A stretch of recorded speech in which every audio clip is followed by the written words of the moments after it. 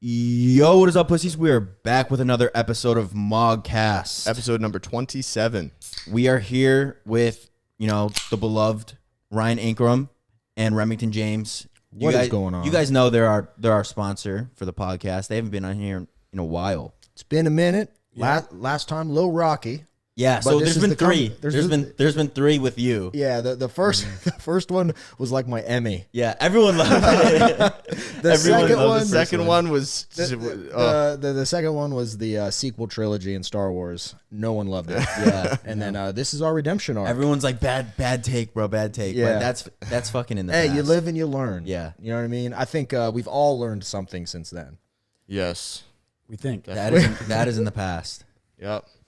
But is there anything that you guys wanted to say regarding Anabar? Because usually we do our plugs, but I mean, now that you're here, you can just do our plug for us. You already know. Yeah, plug your own product for us, Anabar please. is the best tasting protein bar on the market. We just literally got settled into our new warehouse, so now our shipping speeds are literally like comparable to Amazon Prime.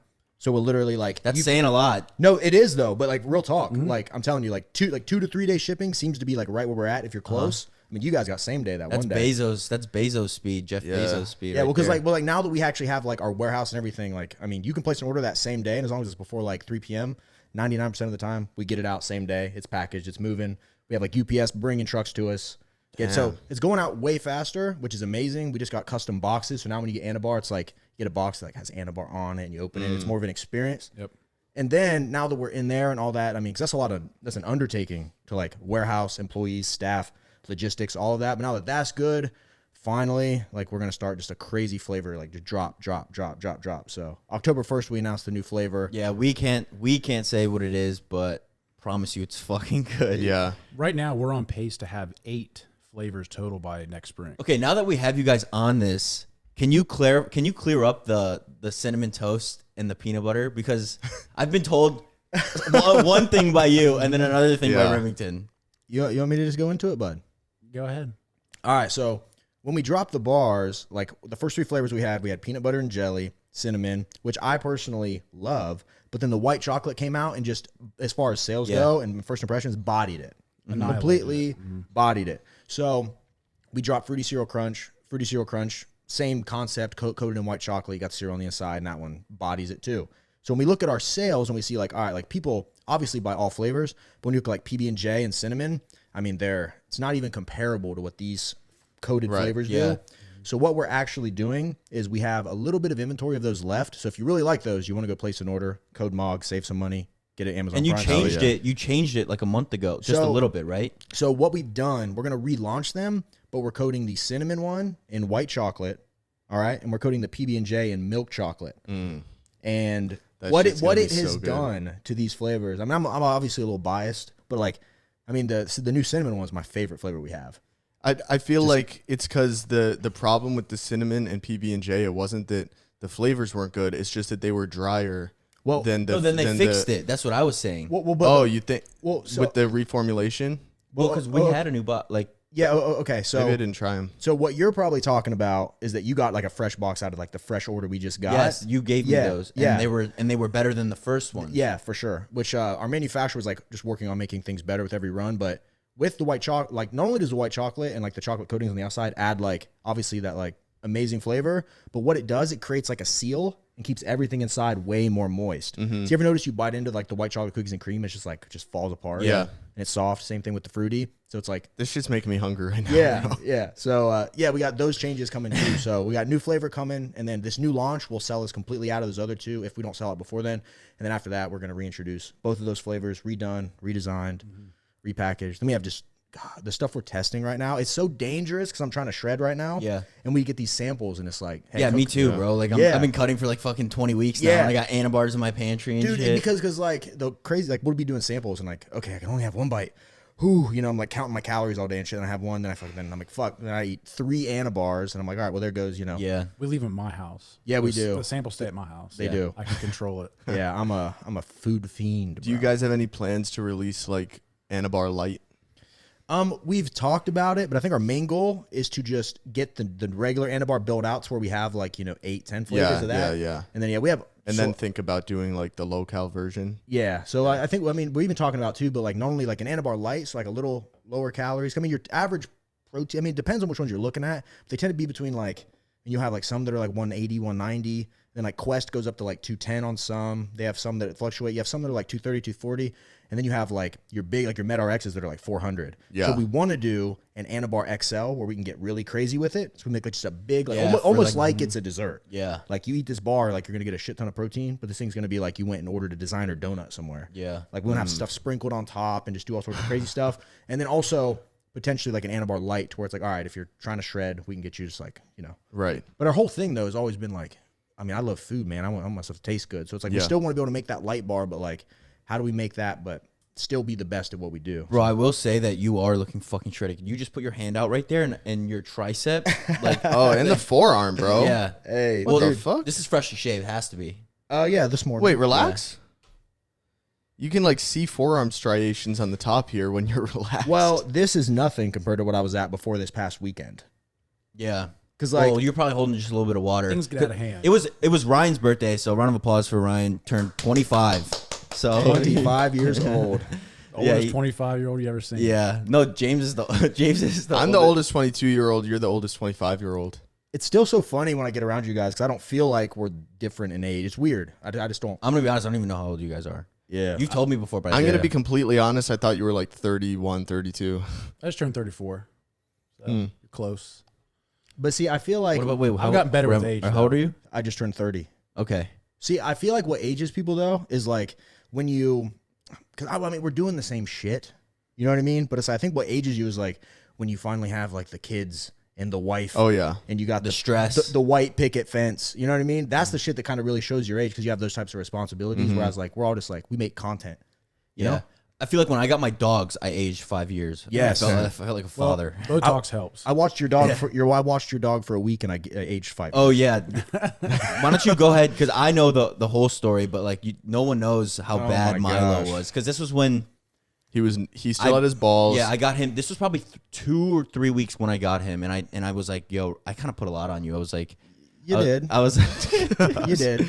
I'm so sorry. No, but it was like obviously like we're friends. So like you asked me, I'm like, yeah, of course I got you. But I didn't. In my defense, we also I didn't thought he know. was gonna be good. Yeah, we didn't. because he was good. I mean, in my defense, I thought he was going to be good. Yeah. I think I went into it because like you got Milo and then we hadn't talked. I mean, you got Milo and you had him a couple weeks. We might have talked a little bit, but like I hadn't been around Milo yet. And all I saw was like the Instagram stories. And when I saw Milo in the stories, in my head for some reason, I'm like, this is like a So precious. Like well, precious, but you rescued him. So I'm like, this dog's like 2 or 3 years old already. Yeah. That means he's like potty trained. I just had all this. I hyped him up in my own head. yeah, but I told you he was potty trained because he was. Potty Yeah, trained he was. here. He didn't have any accidents when we had him at first. Yeah. he was a little rambunctious because he still had his balls. He was like playing a lot, but in terms of being a dickhead, he wasn't shitting in the house. He wasn't peeing in the house. Like he was being a good dog. So we thought, oh, maybe like 1 or 2 bad things will happen, but like hopefully it'll just be pretty chill. I He think. peed on my head. On my head. Here's the thing you got to think, though. You pulled him off the street. Yeah, He I got- think it's because he got a switched little houses, bit, bro. Well, he got a little bit used to you, and then he goes somewhere else for a week. They say it takes like 6 months. Well, he was at wherever he was. Then he was on the street. Then he was at Britt's house for 2 or 3 days. Then was at my house for 2 weeks. Then a week with you, and then he was at the old house, my old house, for a few more weeks, and then he moved here. So now he's finally starting to settle in. Yeah. Like finally. Well, I mean, I came in and he was such a good boy. Yeah, he's just like super loving, but he but can like, be such an idiot. Anytime you're dealing, because like then I found out he came over. He's like 6 months old at the time. Yeah. Anytime you're dealing with a puppy, I mean Logan, my dog. I mean he's tiny. Even just as a puppy, it's just like it's a different animal, quote unquote, than like when you're dealing with like a grown dog. And it was just That's what I have to keep in mind is that sometimes I do get really frustrated with them, but I have to understand that their Cal's like 8 months or 9 or 10 months, and then Milo's like 7 or 8 months right now. So I have to keep in mind that like in a couple of years they're gonna be totally different dogs. Like they're gonna be grown, like not as rambunctious puppies, you know. well, Logan's like a year and a half old now, and he's really calm. Yeah, Way better than he was when he was a puppy. yeah. So that's what I'm looking forward to. But my whole thing was, though, and I always say this to people, I mean, some people might not agree with me, but it's like, I think when they're a puppy, you got to be kind of hard on them because what I've ended up with Logan, because like, I mean, I remember when I was living in my apartment complex, there would be There's like dogs everywhere. It's like a dog park there, and like people's dogs would walk by, and their dogs would just bark at anybody that walked by the entire time. Yeah. And the person would just kind of look at you with a little smile, saying, "I'm sorry." Yeah. If they're doing this. I'm like, make them stop. Yeah. You know what I mean? Discipline. No, them. my dog, like I go on walks and sometimes I'll take I can't take Milo off the leash yet, but I'll take Cal off the leash and he'll just walk by my side, and then if he goes off, he's honestly really obedient. Yeah. With Cal is, but Milo's still working. But on you it. gotta be stern with them. Yeah. Well, When they're young. like kids. Yeah, I mean, well- we all know those people that have kids that just don't. They run their fucking lives. Yeah. Right. And same thing with dogs. They run their lives. People just don't discipline. Yeah. Yeah, I feel like with Milo, it's weird because he's super submissive. So like it's easy to discipline him. I just feel like he's actually, and this, I love Milo, but I feel like objectively he's just not a smart dog at all. Mm-hmm. So it's like he'll get disciplined and he'll be like, "Oh fuck, I shouldn't do that," and then he'll forget in like 2 seconds. Yeah, later, he'll yeah. do the same thing. Like I'll discipline him. He'll go into his like I'll tell him to go in his bed. He'll get all sad, and then like 5 seconds later, he totally forgets, and his tail's wagging. And he's fucking. Yeah. He's like, It's crazy. Yeah, I think. Well, I was telling my parents about it. They think he's like maybe could be retarded like a little bit. Yeah, Or just I like could see think it. so. like a stupid so. dog. But you have 3 chow chows. I do. Which- I love my chows. Yeah, which are fucking dope. I will only ever have chows. Yeah, they're sick, and they're the one didn't like me. Theo, Yeah. He didn't like me. he's like terrified of everybody, and he does not like strangers. Yeah, and I assume they're not good with dogs either. What does a chow chow look like? They're the big fluffy ones. Yeah. I'm pretty sure those dogs genetically are like super protective of their owners, though, aren't they? Because I knew some lady who had one, and she lived across the street from me, and I literally saw this dog for like 10 years straight, and every single time it would growl at me, but it loved her to death. They're And one she's owner. like, "Oh, that's just like One owner dogs. That's Really? it. They're super stubborn. Yeah, one owner dogs. I've always done well with them. See, my dog loves. I mean, he would let a burglar into my house. Yeah, You know, he'd open the door for him. Same with Milo. Yeah. Like Milo doesn't. Milo care. does bark sometimes though." Yeah, he gets startled. He's so Yeah. scared. He'll hear a little something and then he's like starts growling. 'Cause he's just But he's like so scared. like protective. Like I got out of my car today and he thought it was someone else and he's like, "Mrr." yeah, And I'm like, "Bro, shut up. It's It's me." weird. No, He you- literally, and that's why I think he's retarded, is because he had just come up to the car and greeted me, and then he walked away, and I opened the door and got out of the car, and then he turns around and growls at me like he doesn't know I'm there. I'm like, "Bro, you Yeah. just said hi to me." maybe he's got Alzheimer's. Like short, A puppy terrible, with Alzheimer's. terrible short like memory. Wait, Ryan, how old are you? 34. 34. I thought you just said 25. Yeah, I said as a joke. Yeah, it was. Oh, you Oh, you you said thought it it was dead actually serious, so 25. I'm like, Yeah, 'cause guys, this I was whole joking. time, Ryan. I was like, "Bro, no fucking way this guy's 25. Like he's only 3 years older than me." No, yeah, I'm joking. Okay. He's 34. Yeah, Just but- to settle I that. Yeah. graduated in 06. Yeah, So that's his a while ago. birthday was this past weekend, and James was in LA, so he couldn't. It was me, Eric, couple of your friends from Ohio, Remington. We went to his house. We had a fucking blast. Dude, one of the best nights of my life. Yeah, I was. Holy sh- So I well, like, can you like incriminate yourself if you say like you? No. I don't think so. Yeah. Okay. Well, I took Molly for the first time ever, which was, I don't want to like hype it up, but like it was. You want to hype it up. Yeah, it don't was you? just like fucking incredible. It's hard not to hype You up. Yeah. you can hype it up and then I'll hype it down. So go for Yeah, it. yeah, okay, perfect. So it was just like my first time. Started out with like a pretty low dose, and then like just kept it going. But it was the greatest night of my life, and it was nothing crazy. We were just at your house chilling. Well, when people ask me what Molly's like, I always say the same thing. It's the 4th of July. It's a Saturday. It's full sun out, and you just hit the fucking Mega Millions. Yeah. That is how you feel on Molly. Yeah, and I shit you not, guys. I was sitting in this room. I was in your master bedroom. You have this massive love sack. And I was just like sitting in it, like this huge, like fluffy beanie bag chair. And I was sitting in it. I was just like on my phone. I was just like talking to people. Yep. But I didn't once like go on social media. Like I didn't go on Instagram. I wasn't like looking at comments and I wasn't looking at likes and shit. Like none of that was. I didn't go on YouTube. Like it was just like It's because you don't need the happiness because the happiness is there. yeah. The It was like dopamine's in none your of brain. none of that shit mattered to me, which is what I needed at that time. Well, the way I explain Molly is like you're literally like there's nowhere when you're on it. There's nowhere else you'd rather be. You're like where I'm at right now with the people I'm with. Yeah. Like You like, can't think of anything better. Yeah. Like what would be better than me hanging out in Ankrom's kitchen with these people right now? There's nothing that could beat this. Yeah. See, I'm a little 50-50 on Molly. I can either have an amazing time where it's incredible, but at the flip of a switch, I can start running scenarios through my head of how to slaughter everything. Yeah, you just get like crazy. Like I'm a lot of times on Molly, I feel like I'm overcorrecting. I'm constantly pulling back to good. Well, like, what do you? So what? You just think like dark thoughts or what? Like when you're in Just life's terrible. What am I doing? I don't want to be here. Really? Horrible. That's how I get on Adderall a lot of times. This tiniest, smallest thing. I remember summer shredding at his house. We did Molly, and I was talking to someone, and it was like the conversation. I just was not enjoying it, and it just completely kicked me out of it. I left. Yeah, but that dude though, he'd kill any buzz. I won't talk about that. But yeah, it's I'm very, very finicky on it. So I'm like that with Adderall too. I'll be really, really high, and all I want to do is just sit on my phone and talk to people, and then one weird song can come on that I don't like, and it just like changes my entire mood. I've never had that. Never. Yeah, it's Personality thing.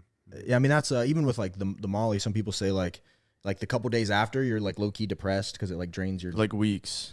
It can be weeks. You can also have an afterglow though. Yeah, so like for me, like I never really have. I mean, I'm maybe a little tired the next day because I'm usually up late, but I never have any.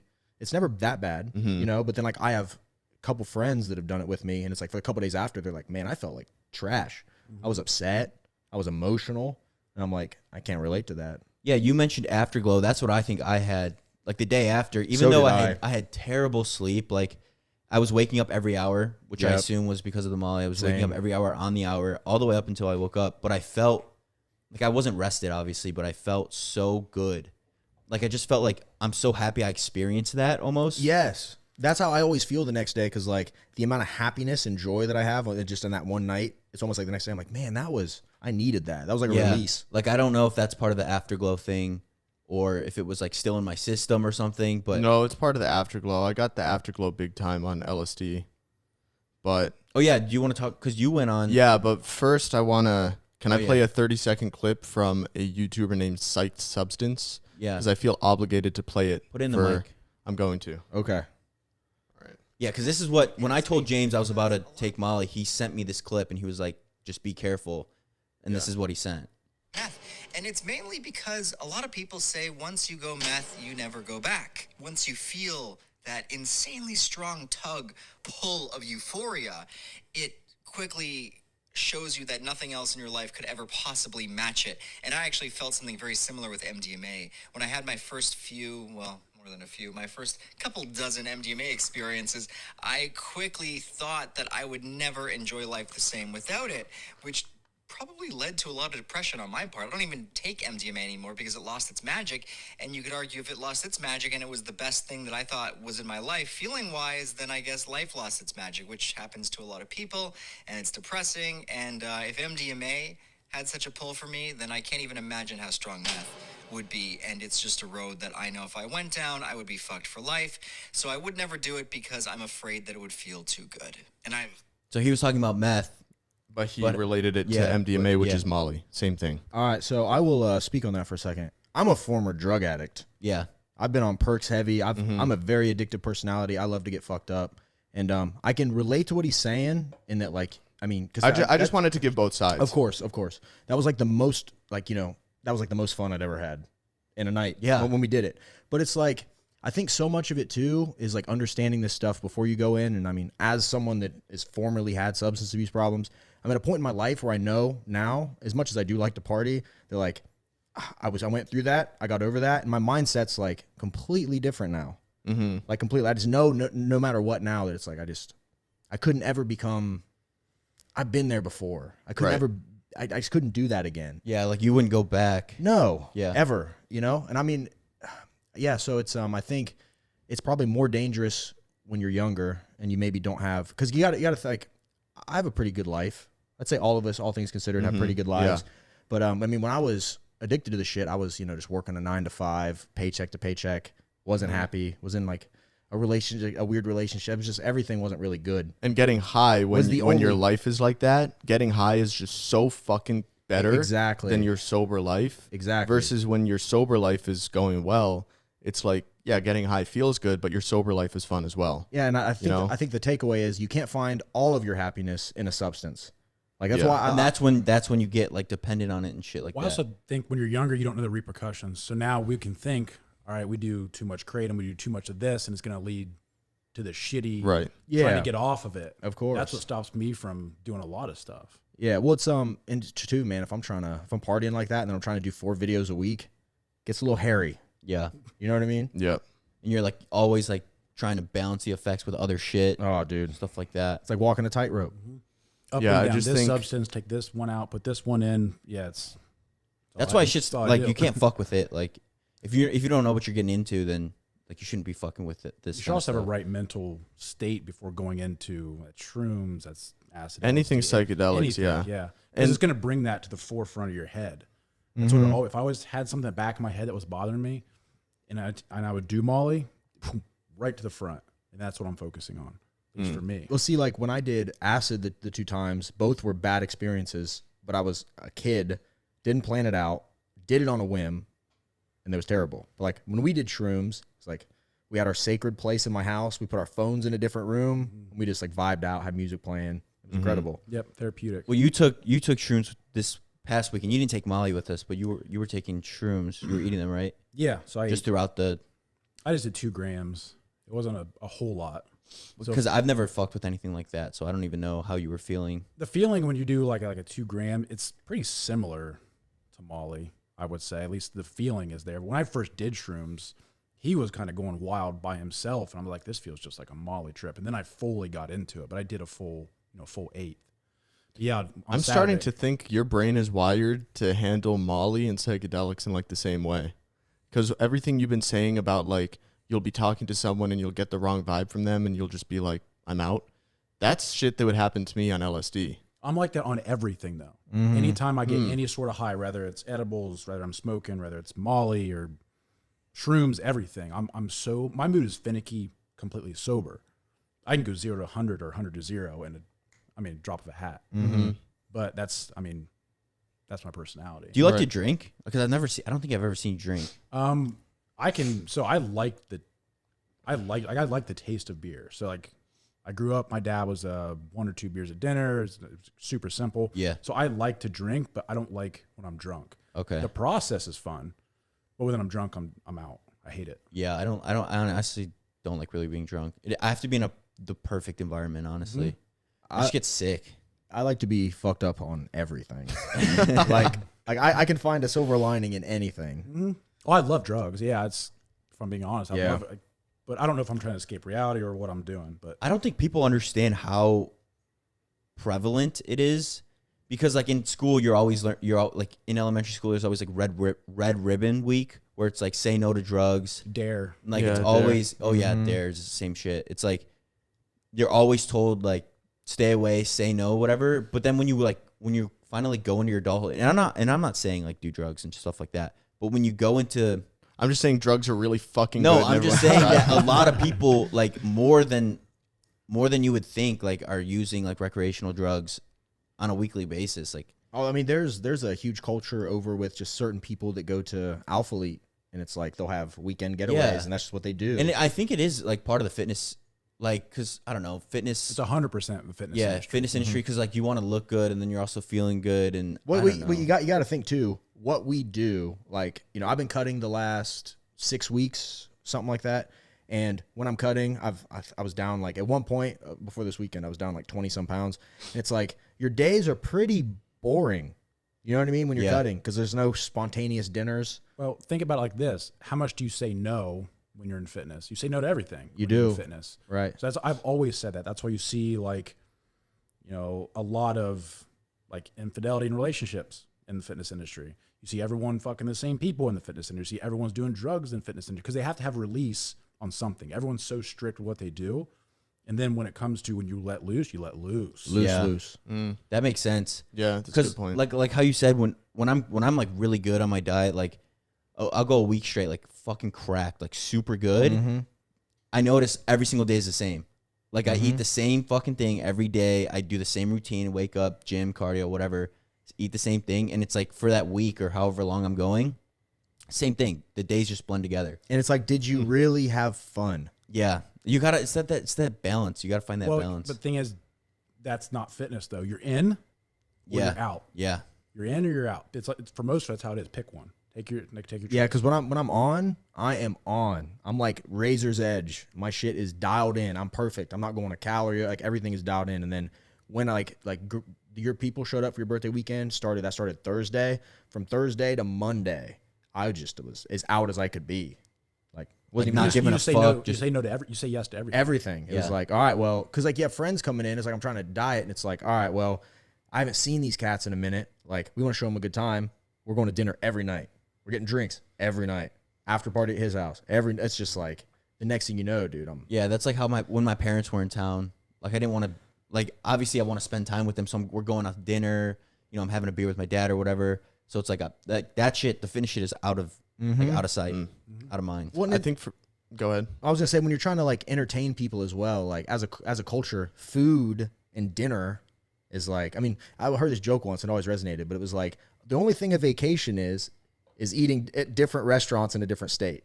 You know what I mean? Like Food is like food is happiness. Like it brings people course. together and shit. Well, look at how we all grew up. Look at Tulum, You bro. mourned with food. We went You to Tulum. celebrated with food. You Thanksgiving Yeah. dinner. everything with food. You were Yeah, everything. Every holiday was just like an excuse Rewarded. for like my mom to just make like a shit ton of food. all Yeah. you can eat buffet. That's a thing. yeah. Who I remembers mean- Ponderosa?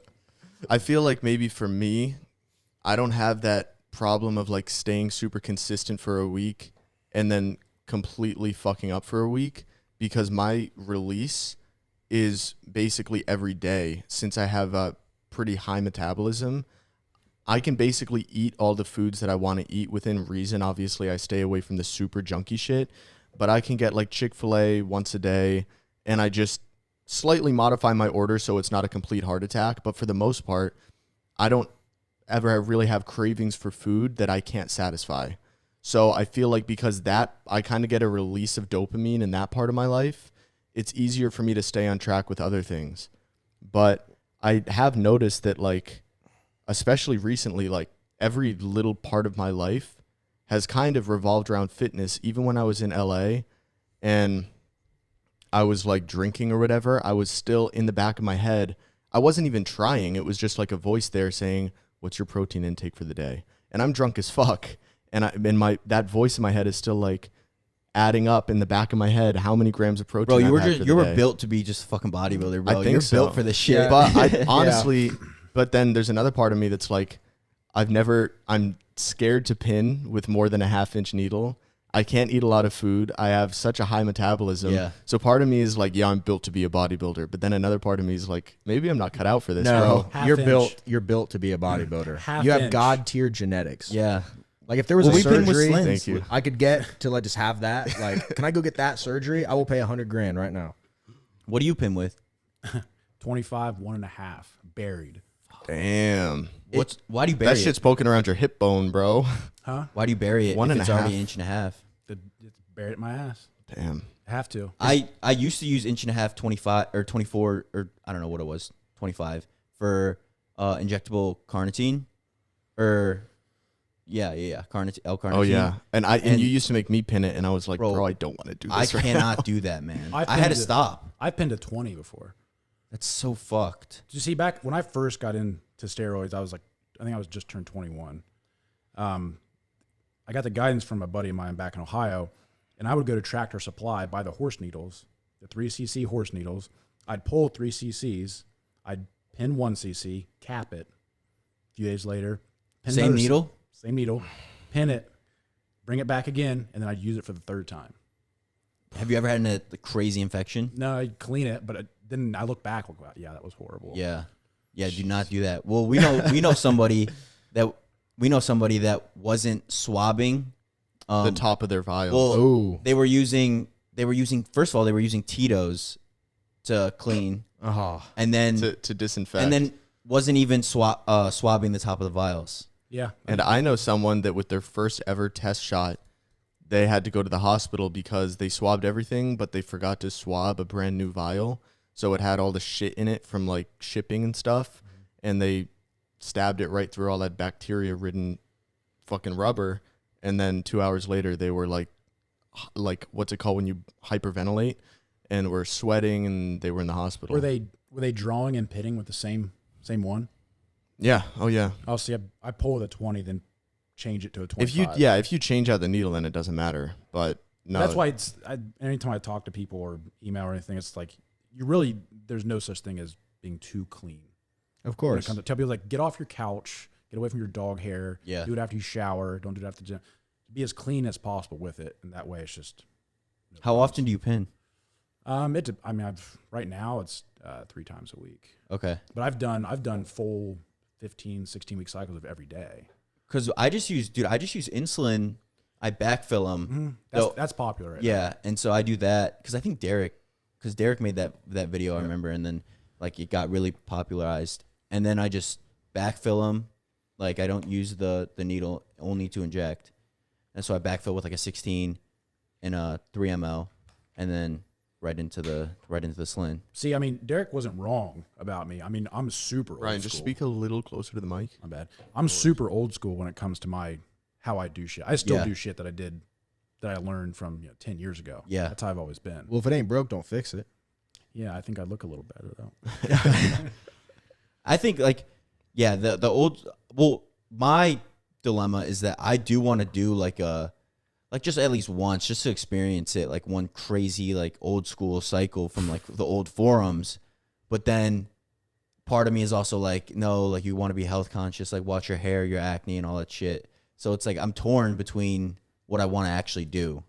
I think Because I've been telling him I want to do like a bulk, but like with like a lot of shit. My philosophy on it, and maybe I've talked about this before, is that like if you're getting good results from a low dose of something, let's say something that has a lot of sides like tren, and you're taking 150 tren, something lowish, and you're not having any side effects really, and you're getting good gains from it. A lot of people would think, oh, if I bump this up to 400, I'll make even more gains.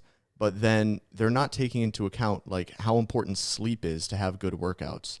Like you got to sleep 8 hours and get good quality sleep. And if you're sweating through your sheets, and if you're having extreme like mood swings on high tren, and you're getting liver toxicity, so you're not eating as much food and you just feel like shit, and your body is under all this stress from the drug, it's almost like It's counterproductive. is it even worth it to bump up the dose from a gains perspective when you could just take the minimum effective dose of like a couple different things, get slow, consistent progress, and not deal with a bunch of side effects? You're actually able to sleep. You're in a good mood. You have good quality of life. And for that reason, your diet's good. Your workouts are really good. I feel like that's more effective for building muscle. And that's why I don't ramp up the dosages super high. That's reasonable, right? It's also reasonable to do half a molly instead of one. It's like a lot of us all have like, no, more. Yeah. More Right. makes it better, right? Yeah. Right.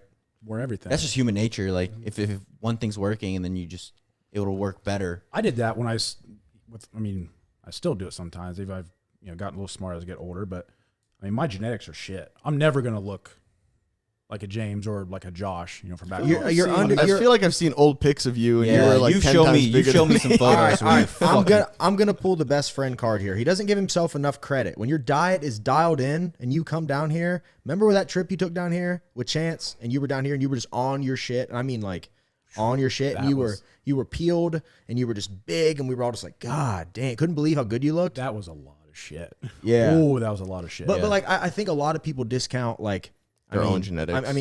Their own genetics, but on the flip side of that, like the importance of the diet in relation to your genetics. Like I don't think, obviously you're a specimen, but I feel like Thanks. I would probably have to be like way more on my diet than you to achieve a certain, like I feel like your bulk is like me like 4, 5, 6 weeks into a cut and I'm pretty lean, and Yeah, you're like his bulk. bulk is like me right now, like my cut. Yeah, exactly. Yeah, but that's not necessarily the most effective thing for me.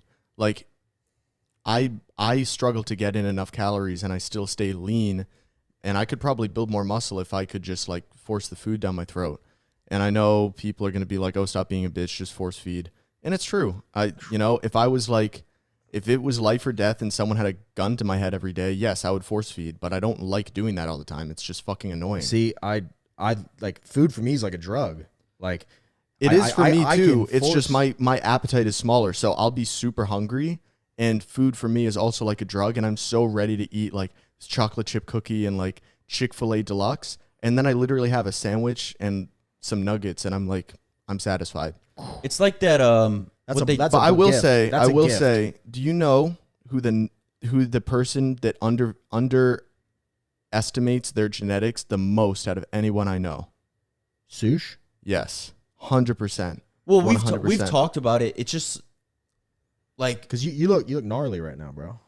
Insane. Well, this is the best I've looked for sure in my whole entire life. Yeah. But at the same time, I can't keep it up, and that's where it fucking sucks. It's like I don't have the genetics to keep it up. See, that's my problem. That's fair. That's a fair critique. Because here, okay, so like here's like before, like last week, for instance, I really think I was looking some of the best I've ever looked. I've been a little leaner a few times, but as far as how big I was looking and fucking how good I have pictures on my phone where I'm just like, I can't even believe it's me.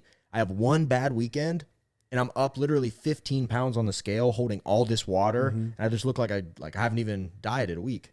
Yeah. See, that's a perfect point you just made about the keeping it up.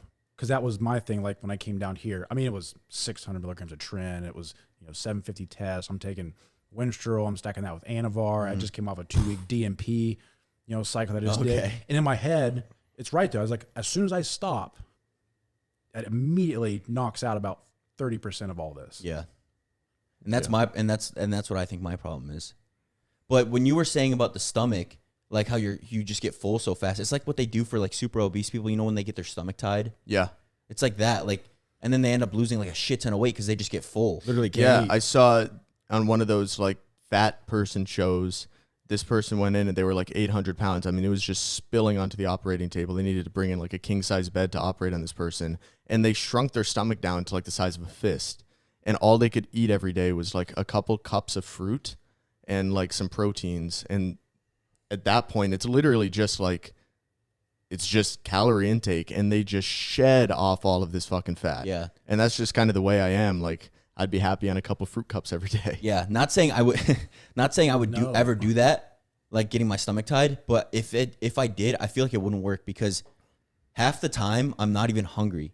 Yep. I just like eating. Like I like chewing. I like like the flavors. Yeah, exactly. Like We've all been there during cheat meals. You get at the end of the night, you're disgustingly full, but it still tastes good. Exactly. And you're sitting there shoving your face with something like, this is terrible. I know I shouldn't do this right now. Dude, you know how many nights I've like fallen asleep and I wake up at 1 to piss, grab an Anabar, take it to bed, eat it. Fall asleep, wake up again at 3 to piss, grab an Anabar, take it back to bed. That's funny you said that because last night I almost did that. I woke up at 6 a.m.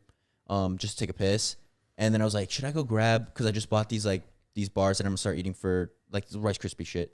And I was like, should I go grab one? But then I was like, no, I just went back to bed. I just forced myself to fall back asleep. Just And I did. Yeah, go to bed. Exactly. Yeah. And then I wake up and I'm happy. I'm like, dude, I'm so glad I didn't do that. I'm so fucking glad I didn't You ever do that. fall asleep? It's a constant battle, though. You probably never, you won't relate to this at all, I bet. But I bet you guys will. You ever have a dream that you cheated hardcore on your diet?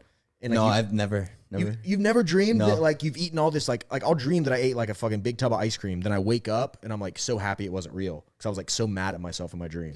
Rem wanted I've you never to had say, that. "Oh yeah, that Yeah, happened yeah, to me." He yeah. wanted that so bad. He's like, never "No, had- I can't be the crazy one." Yeah, dude. No, never. Wow. It's just you, man. Weird Comment enough. below. Yeah, comment below if that's Someone ever happened. back me up. Jesus Christ. I've never had a dream about food, which is surprising. Ever? No, never. Oh, dude. Not that I can remember. I'm sure I have, but I just don't remember it. I dream about food like that's every night. Like I'm literally laying in a submarine sandwich between two pieces of bread. Like, Well, dude, we're doing this whole house. Everyone in the house is doing no fap. I just started. So yeah, and I was telling Joe LT to start it too. And now all I dream about is fucking sex. Okay, funny. Yeah, bro. All right, so Big time. can we clarify? I just dream about girls, bro. Can we clarify some no fap rules? Yeah, Because I have a girlfriend, so it's not semen retention. It's no fap. So you can't and jerk no, off. and no porn. And no porn. Yeah. okay, but Well, who just watches porn? Oh, okay, so Yeah, but yeah. but if you're doing It's something, gotten bad. I just want to say real quick, it's gotten so bad on NoFap before that I've watched porn just because my brain was so horny from not jacking off for weeks that it was almost like a release, even though I didn't. Okay, jack off. but no fap still means like if you are getting off, it has to be in a sexual encounter. Yeah. Okay, because like I'm in a long distance relationship, so what I'm not doing like so no more masturbation, but like if we're like FaceTiming or something, that's allowed. Like No. if so I can't FaceTime Because you're getting her. off to yourself, No, but like if I'm FaceTiming her and we're like Nah. FaceTime sex, right? yeah. No. Because you're still getting off. You can do it, but you can't finish if it's FaceTime sex. Really? Mm-hmm. Well, I fucked Well, up everyone yesterday. has their I own just, rules. I just I'm made not, up that rule right now. Yeah, but no, it's just house rules. Like, no, I'm not. I fucked I'm up not doing any of this. yeah. Honestly, I'm only doing it just because it makes me feel like sometimes I don't have the drive to go and talk to a girl, but now like I have no problem right now, just because like, dude, I'm in the gym, and if you're a female listening to this and you train at Alphalete, I'm sorry, but like every single girl I look at, it's just like Salivating. Yeah, bro. See, it's I do that, and it takes me back. It takes me to an ugly place. Yeah. what, Takes me back doing to- no fap? It takes me to old problems. His body needs to hold no semen. It's yeah. I just don't need to. Yeah, because those thoughts they just spiral. They It's just like go, the and Wolf then of you're- Wall Street scene. Have you seen that movie? Oh yeah. Where he's like teaching him how to like trade stocks and stuff. He's like, you're gonna need to bump those numbers up. Jack Yeah. off at least twice a day. Yeah. So I don't know. I mean, I personally like it. And I think it's giving me like a little extra edge just in the relationship scene, or like going out and like talking to girls and shit. But Well, I mean, it's like you can be on your phone talking to a girl and like you're super into it, and you're like, all right, let me sit this down for a second, rub one out, and then like you're like, I am not interested in this no, anymore. exactly. know Yeah. what I mean? Yeah, exactly. And that's why that's part of me. It's like post nut clarity. It's like I don't even want to talk to, like I'll go on Instagram before, and then maybe I'd go, crank one out, and then I come back and I'm like, was I really thinking this was it? Do you know? So back in the day, Fuck. Hold do you on. know? Keep talking. You know how many times I'd be talking to a chick, I'd get her to come over to my house, and she's on the way. You rub one out. You're like, hey, I got to cancel. You've done that? This fucking little edge of the shirt has been right above your You can just crop it in, maybe. There we go. We can just make it. Oh shit, Sorry for the guys. technical. it was hardly noticeable to anyone but me, but it's just unprofessional. There we go. Sorry about that, guys. We are back up. in even more HD. We were running like 940p. Now we're back to 1080. But no, you've done that? I've done it many times. Oh yeah. Because I've definitely like if someone was coming over and I do crank it out, and then I would still be like ready. Nah, I'm done. That's I'm crazy. done. Did I'm you done hear at what he that said? I don't think so. You'd have someone coming over, you'd rub one out, and then you wouldn't then I'm- sleep with then them I'm- once they got there. No, I'd tell him like I'd cancel. I gotta go. I gotta get out of here. Sorry, I gotta go to my Damn. dad's house. Yeah. Something. He's That got, is nuts. he's got some good stories. Don't know if they're podcast approved, but there's some good ones. Anything's podcast. yeah, I approved mean, on if you want to, Yeah. yeah, okay. Yeah. I don't even know where we'd start, and that would just get ugly. Yeah. But I wanted to. You did a LSD trip last week Yeah. that I don't think you talked about on the podcast, did you? Nah. So LSD so- is acid, right? Yeah. Yeah. Okay. So did you want to, like, Yeah. because you were like, you came in from, because you said, okay, I'm taking an Your acid this 10-mile morning. walk. Yeah. It was about 6.5 miles or so. Yeah, you were. At what you're point low were you red. like, oh shit? What do you mean? Were you ever like, okay, I messed up. This is too far. Yeah. I bet. It was once I got there and I'm like, oh my God, I got to do that all the way back. Mhm. And I would have Ubered. no, that was not an option at the time. Okay, I get it. I didn't even know how to use my phone, dude. I get it. So there's I walked about 2.5 miles up the road to Kroger. Wait, Okay. Were so- you already tripping? No, I took it. It takes about an hour to 90 minutes to kick And in. how much did you take? Apparently, I took 200 micrograms, but I've taken, oh my God, that's my growth hormone alarm. See? I'm telling you. Doesn't this happen? This happened in the last podcast. Yeah, I have it go off every day to remind me, but that's what I'm saying is like my brain's always kind of like revolving around fitness. But I've microdosed LSD for like writing code probably like 30 to 50 times, and then I've actually tripped on acid probably 20 times, and I know what dosages feel like, and this 200 felt like 400. And like 200 is a moderate dose, 400 is like a big dose of acid, and that's what this felt like. And it lasted for 16 hours. Wow. Yeah. Do you think it's maybe because you haven't taken it in a while? No, because your tolerance to LSD is completely gone after about 2 to 3 weeks. So the reason why there's no potential for abuse of LSD, you can't really get addicted to it, is because even if you wanted to, with psychedelics, your tolerance to them builds up immediately. So there's actually a calculator you can use online, and it says amount taken last dose and days since last dose.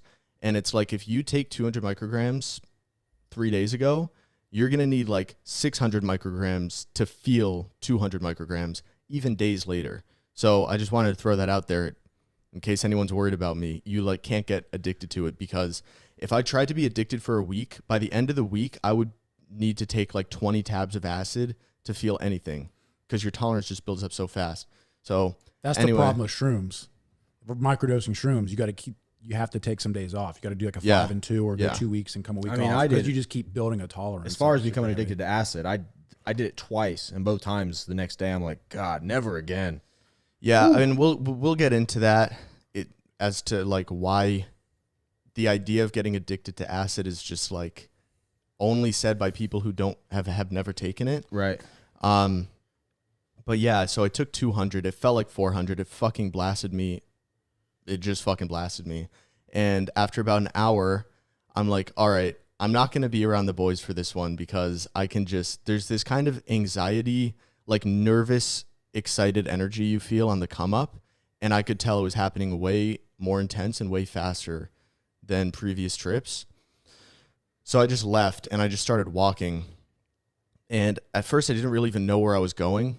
And then I just kept walking and walking and walking, and it just kept getting stronger and stronger. And like the clouds are starting to move, and I'm like, oh boy.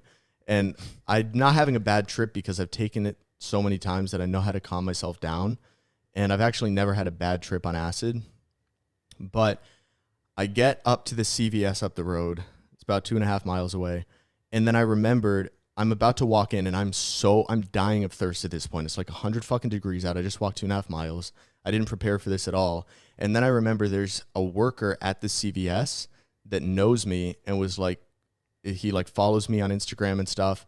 And I'm tripping my face off at this point. So I'm like, I can't handle this right now, dude. Like, he's going to know something's up as soon as he takes one look at me. So I'm going into the CVS and then just immediately fucking divert. And I'm like, I'm going to Kroger.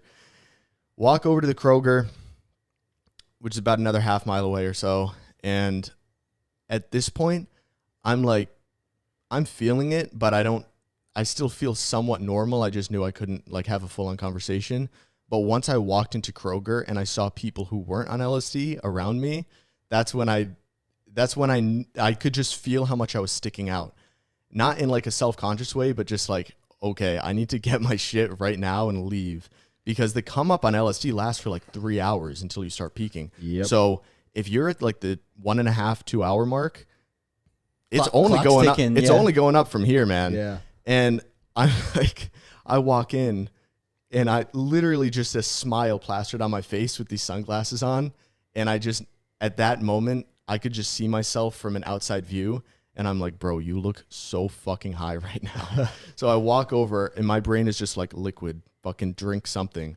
So I get this random ass, I don't even remember what I got. It just looked good. So I got it. And then I got some water, and as I'm using the self-checkout thing, I'm having acid thoughts. So I'm like, wow, man, 21st century, look at this. And I'm like, I'm like laughing at the self-checkout thing. I'm like, I am literally living in the future right now, putting in all my info, putting in my phone number, like my Iron Kroger Man. rewards. And I'm like, it's all hitting me at once at like how fucking insane it is that we went from hunting and gathering in the woods, and now I'm in this fucking Kroger establishment, putting in my virtual phone number, like paying with a card, just how fucking different it is to how we lived 2,000 years ago.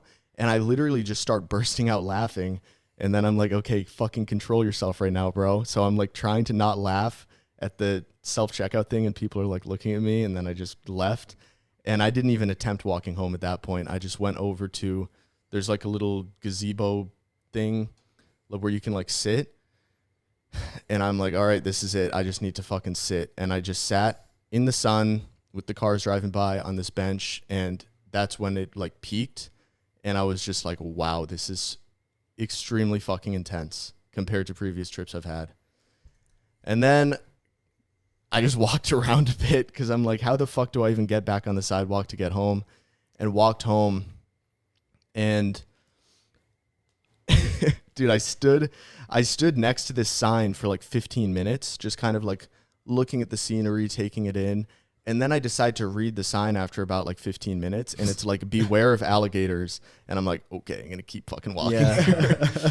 And You came in the house and you seemed like normal, like you were holding yourself together. well, yeah, because like you're not like thinking about it until you talk to someone. And I walked in the house, and at this point, I mean, this is like 4 or 5 hours after I took it, because I sat on another bench, and you just enjoy taking in the scenery on acid. You just enjoy looking at the cars driving by and having psychedelic thoughts, and just enjoying being alive. I'm imagining Fear and Loathing in Las Vegas. You ever seen that movie? No, but I've heard of it a lot of times. Yeah, that's what I'm imagining right now. Yeah. And so I walk back in. I'm like, all right, it's been 5 hours. I should probably be like coming down at this point. So, I can hold it together when I see the boys. And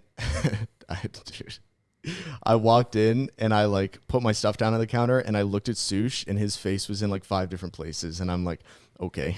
Yeah. And when you walked in, I was blasting music, and because I don't know like what to expect. So as you walked in, I like turned off the music, because I was like, I don't know. I don't want this guy to fucking like freak out on me or something. So, because I had no idea what to expect. I didn't know if you were having like I was just like, yo, are you cool? Like that's I think that's what I said. That's the worst.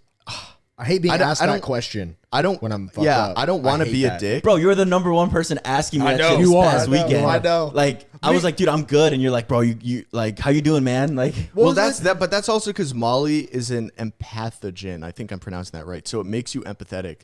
So like, It really it was does, though. probably out of legitimate It was out of caring. like Yeah, for yeah. love. You're like, bro, I love you so much. I want you to be good right now. Are you okay? Like, is everything because good? at the time I was like, damn, Rem really cares about me right now. At the time, I'm like thinking like, yo, he really wants to make sure I'm okay. Yeah. I'm like, yeah, I'm good. And then as I think about it now, it's like, and I'm thinking about how many times you came back into his room asking me if I was cool. I was like, holy shit. Dude, Sydney asked me that. I half flipped out. I was like, don't ask me that. Yeah. Don't do that. I don't like that. Yeah. Because then it like makes you question like, am I really doing okay? Well, then you're thinking just people puts are all the staring focus at on you. Yes. Yeah. Like, It okay, puts- yeah. now everyone's staring at me. Quit looking at me. I'm Yeah. fine. Don't ask that question. So that's why I like, and this is like, I'm not putting you down here, but being asked, or you can just tell, like I could just tell as soon as I walked in that you were examining me like a scientific experiment. Yeah. Fuck. And that made me go fuck, I like, should have just "Ugh." been like on my phone. Because I remember I was like, hey, I think I'm going to take some acid today, guys. And you were both like, is there anything we should do? Like, Yeah. is there, do you need anything? I'm like, no, I'm just going to take it and you're good. And, so taking it with people that are also taking it is like the best, because you're all on like the same page. But yeah, I walked back in and I just quickly realized like when you're hallucinating that hard and you look at someone, you get distracted by your own hallucinations within like half a second. So I would start to say something to you, and then I'd be like, okay, where's Sush's face right now? Like I can't even look at him in the eyes. And then I would get distracted and I would stop talking. And then I'd be like, bro, I need to sit down. And then Madrid had just gotten his neck tat. So I walk in, Madrid's got a big ass neck tat, and I'm tripping. And I'm like, what the fuck is going on right now? You're like, holy shit, bro. Is that real? Yeah. And then you kind of just cooped up in your room. Yeah, like I sat on the inversion table. Something weird that happens to me on acid is it makes all these little stabilizing muscles like really tighten up. So I've never had an inversion table on LSD, and it was the best fucking thing ever.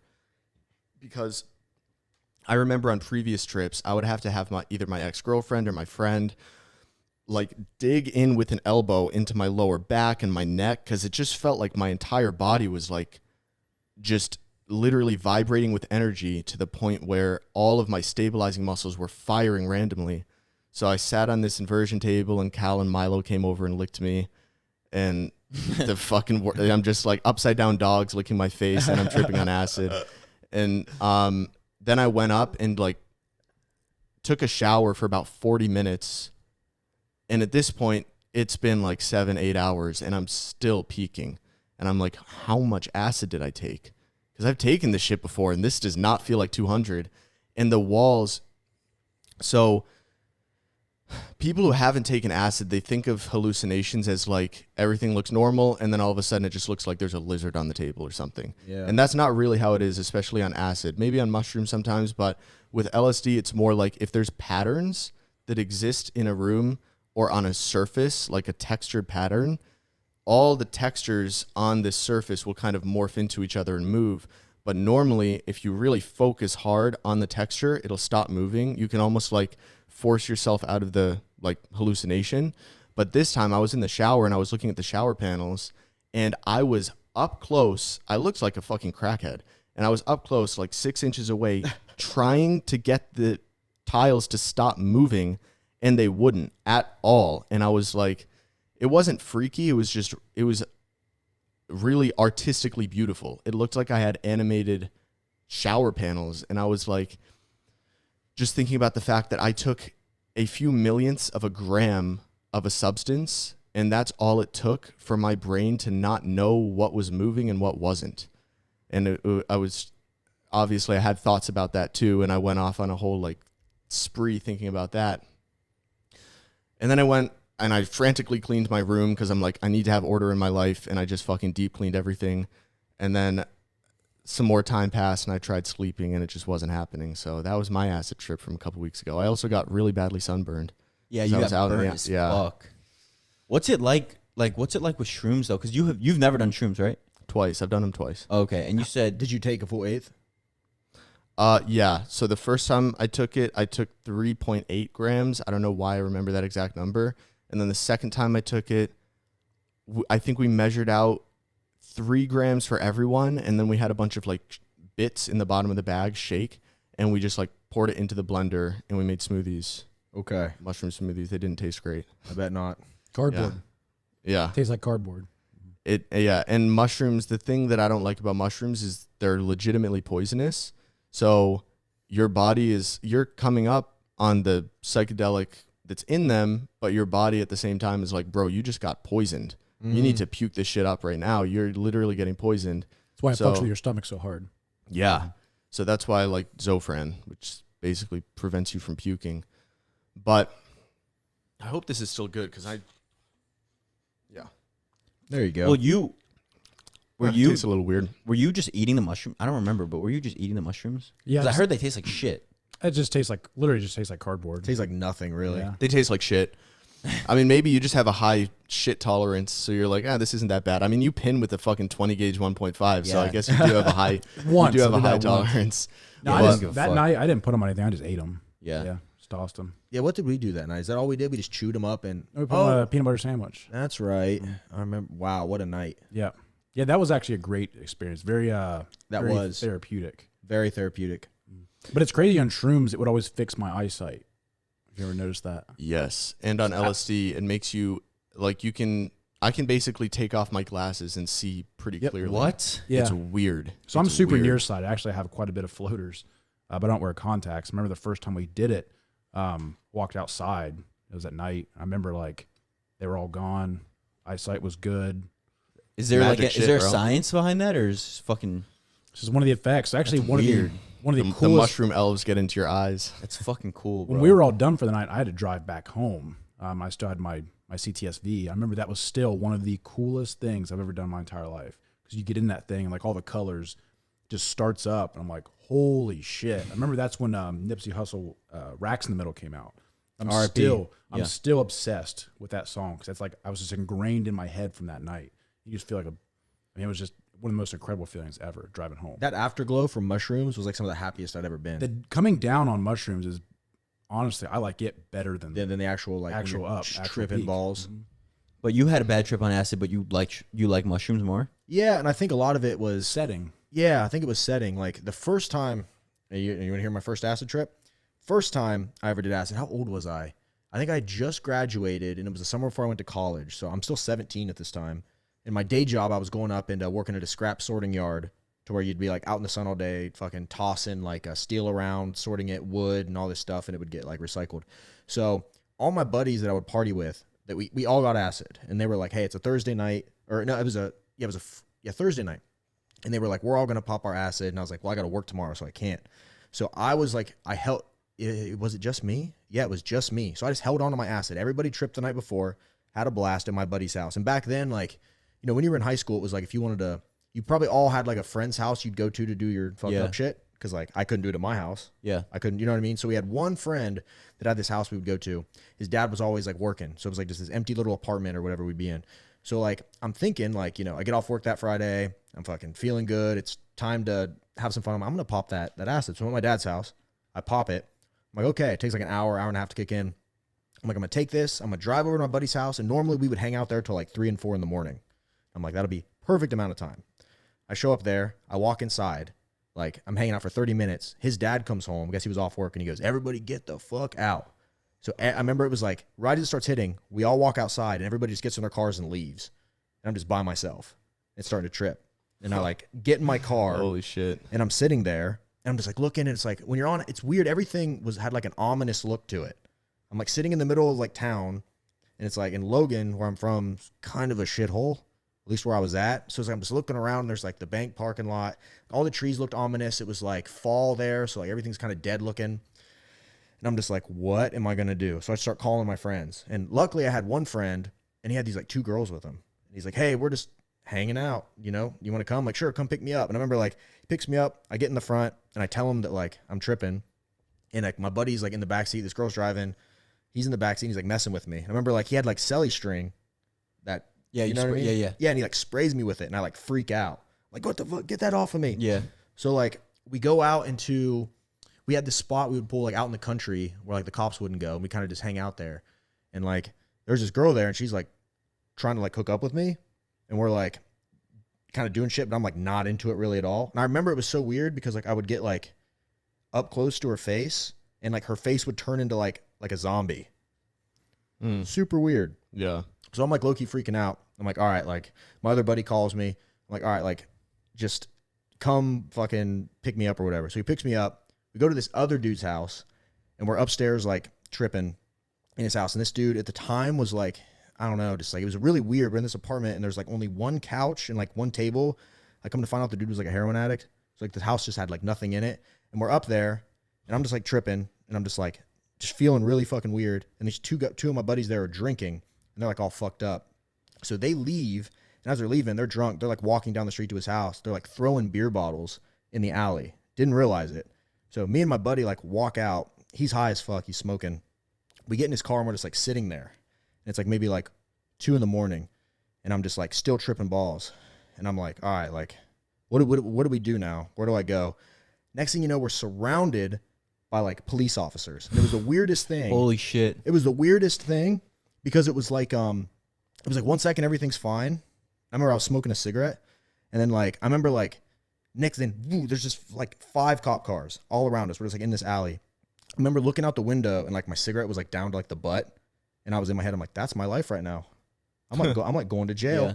And I look over and I remember like my buddy was in the driver's seat. I look over, he's got like a bag of weed and he's like tucking it into his pocket. I'm like, we are fucked. Yeah. We are completely fucked. So like the cops come up. And he asks us, he was like, what are you guys doing here? And I was just like, just hanging out. Yeah. He's like, where have you been?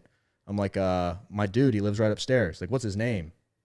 I'm like, I don't know what his name is. Oh, not looking good for you. Not looking good. So I guess he goes But up. you didn't know his name? I had no idea. Oh, okay. I don't even know his name right now. I forget. I don't even know if he's alive, to be honest. So like, Well, he's a heroin addict, right? Yeah. So it's not looking too good it's for not, him. it's not looking pretty. Wasn't Yeah. looking pretty then. When you're a kid, you don't really see that, Right. You know? But dude was like, probably I think like 35. So Logan's it's a city, bud.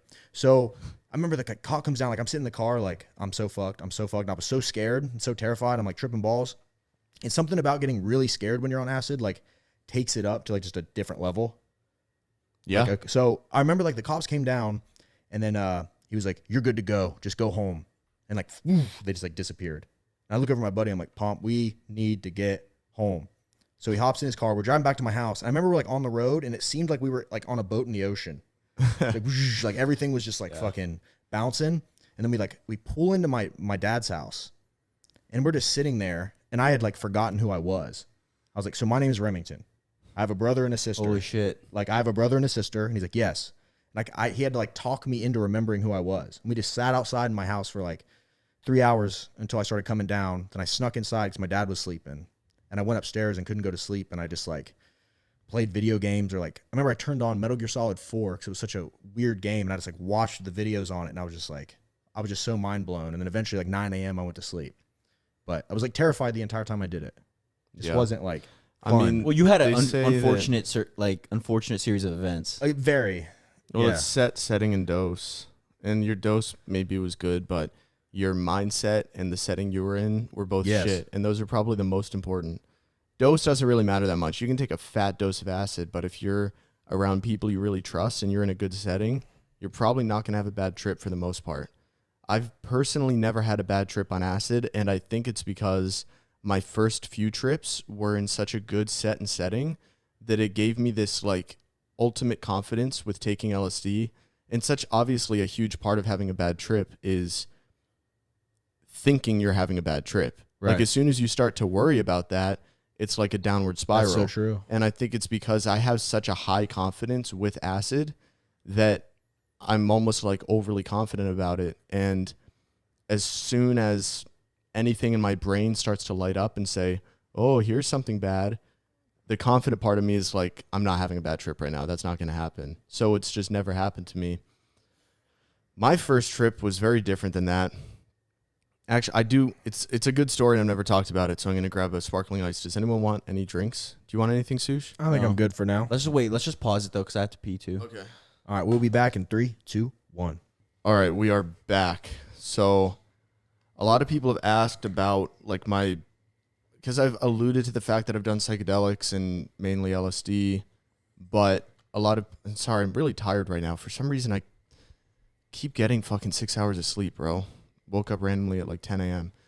But a lot of people have asked me about what acid is like, or they have questions about it. So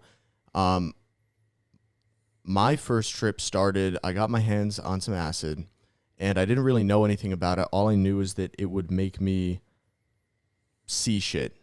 And I'm like visibly see shit, like hallucinate. And I was with my girlfriend at the time and my best friend at the time.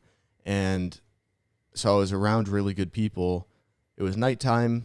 We'd just had dinner with my parents, and I'm like, all right, let's take this shit. We'd only ever like smoked weed.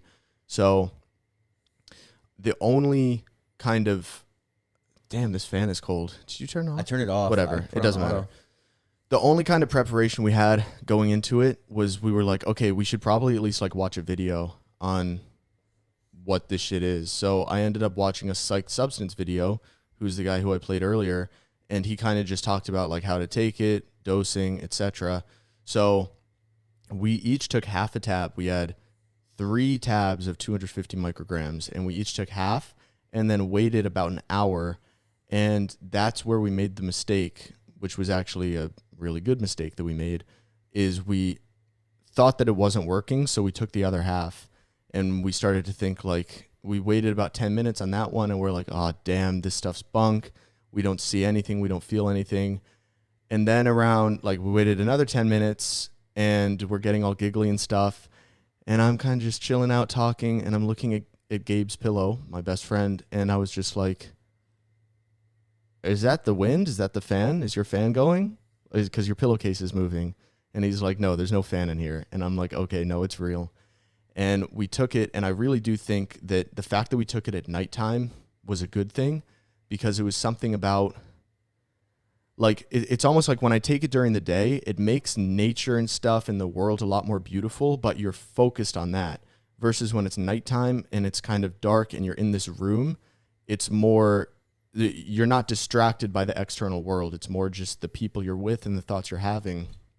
And for the next 10 hours, we just tripped so hard.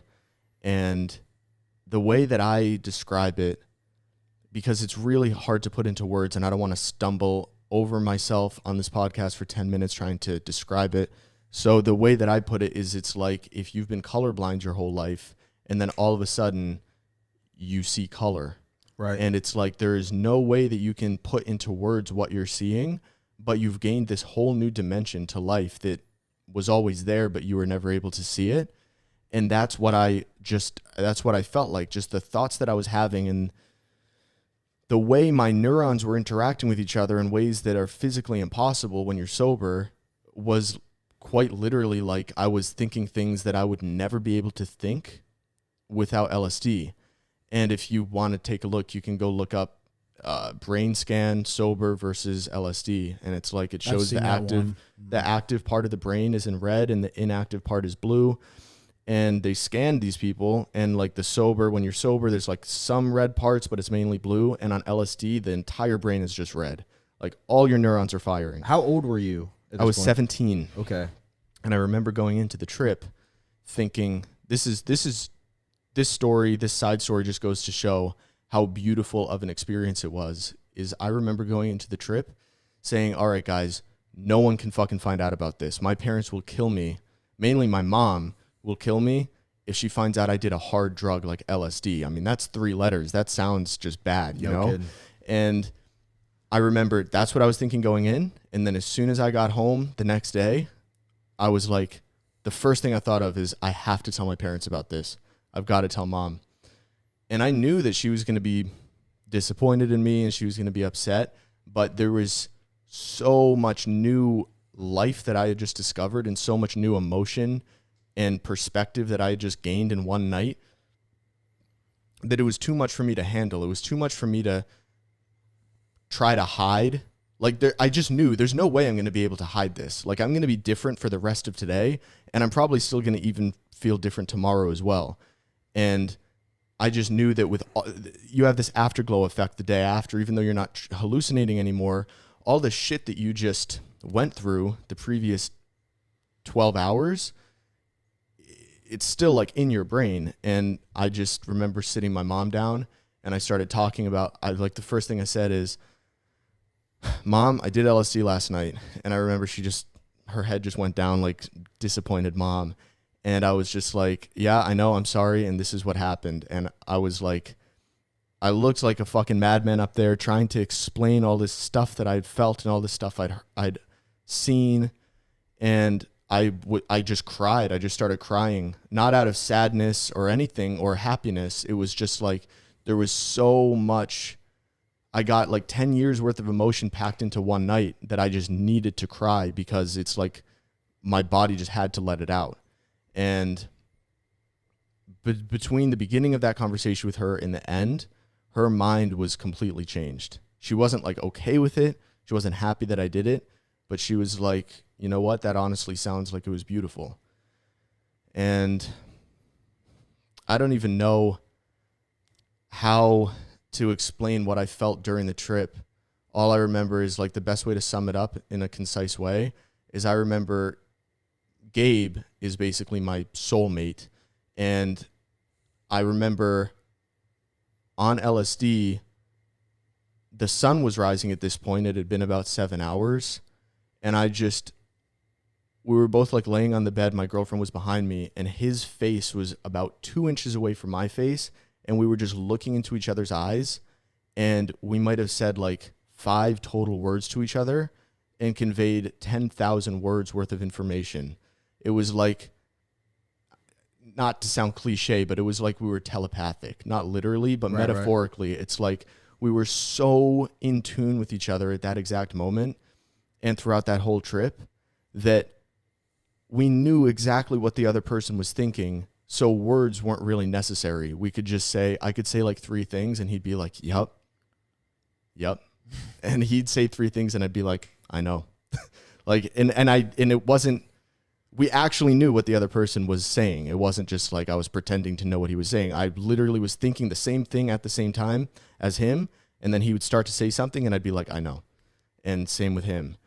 And well, you talk about like you did the LSD and it made you see things completely different. So when I did it that first time, like I don't know. It wasn't really how it was. It was frightening. It was scary, which is I always stress, like if you're going to do it, you want to have like people around you that know you're doing it. You don't want to be in cars, driving to the woods, going to another part. Like you want to be in a safe spot. But when we did shrooms, the way we did it, so it's like the way you described it and the way I like to describe it is like normally throughout the day, like you pick up your phone a million times. You just look at your phone. Like that's just what this is. Mm-hmm. You'll use things in life. You'll use a microphone, wash your hands or whatever.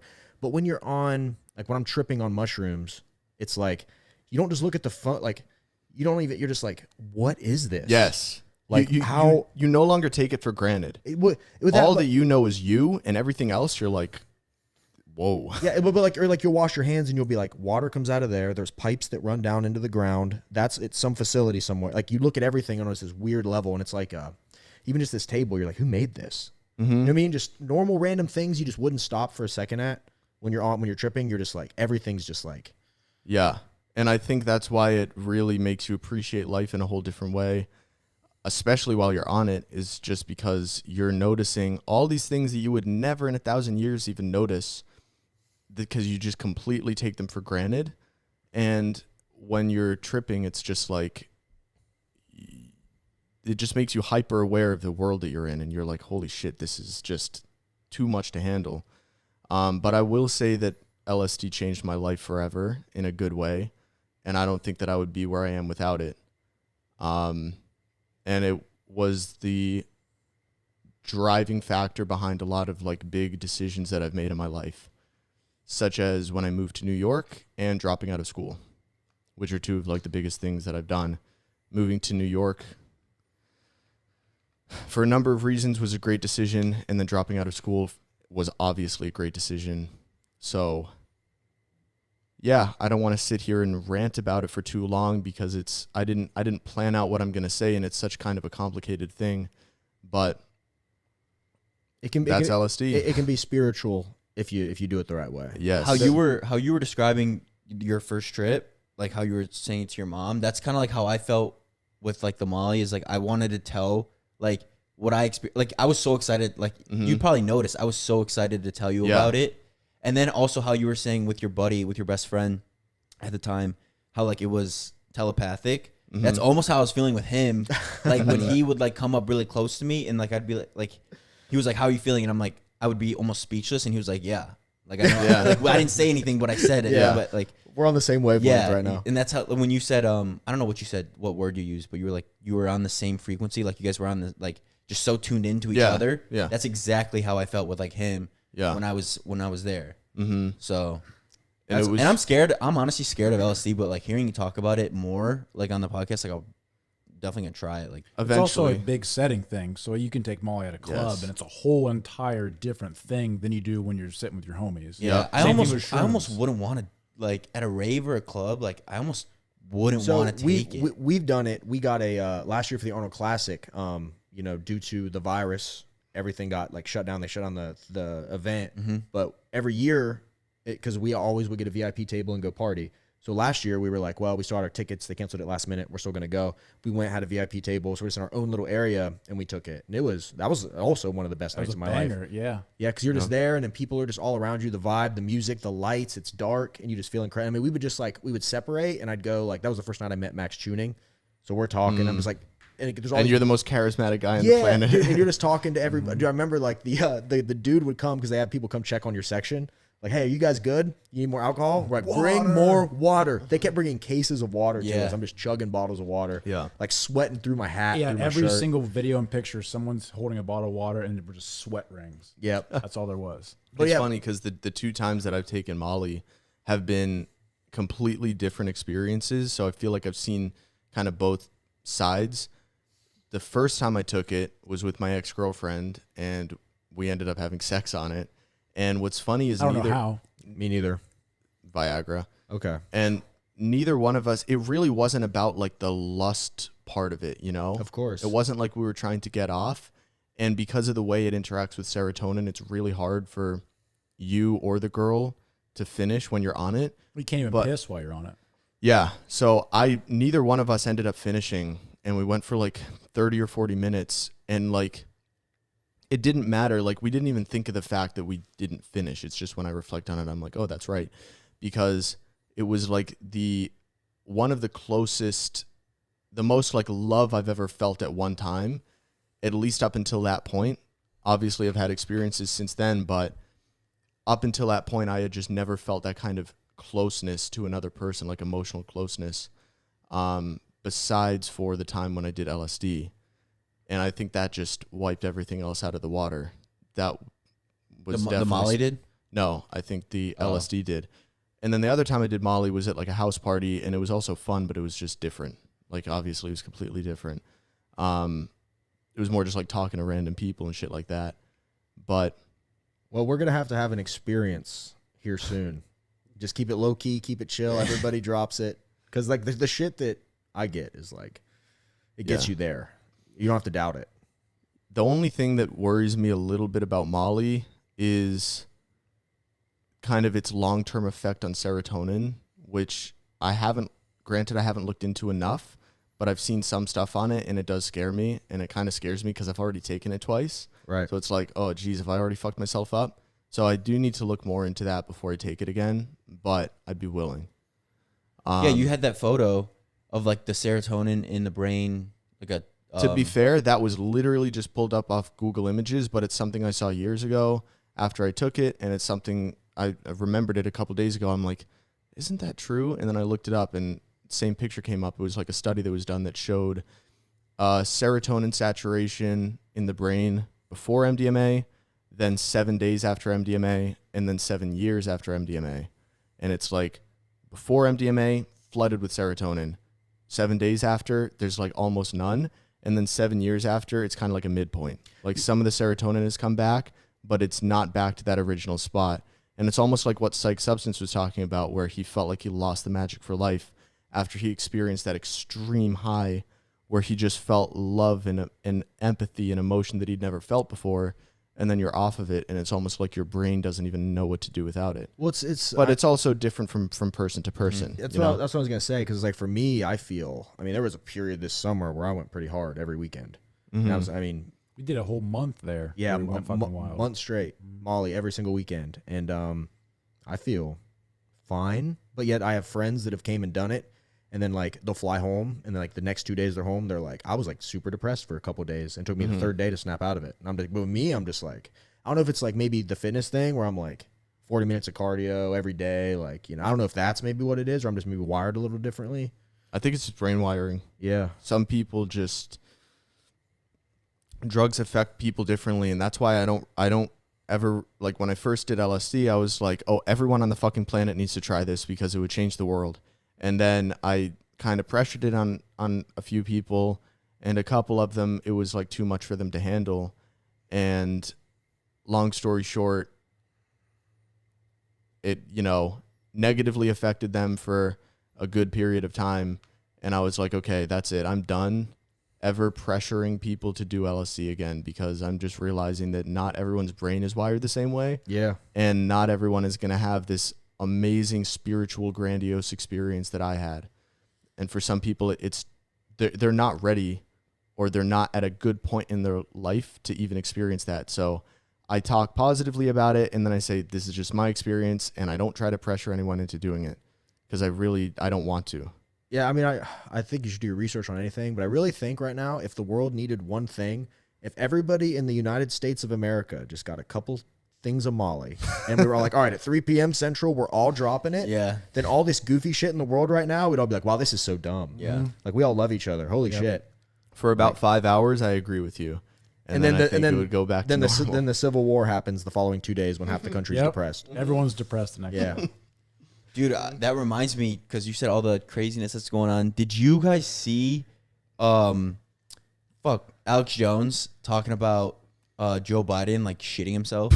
Yeah, I did not see that. Because I said this to James, but I'm not surprised. But yeah, so supposedly he like has people like change him and and wipe his ass for him and shit like that. Now I mean, he's old, bro. This is coming from Alex Jones, and a lot of people would be like, yeah, you can't listen to Alex Jones. He's a crazy conspiracy guy.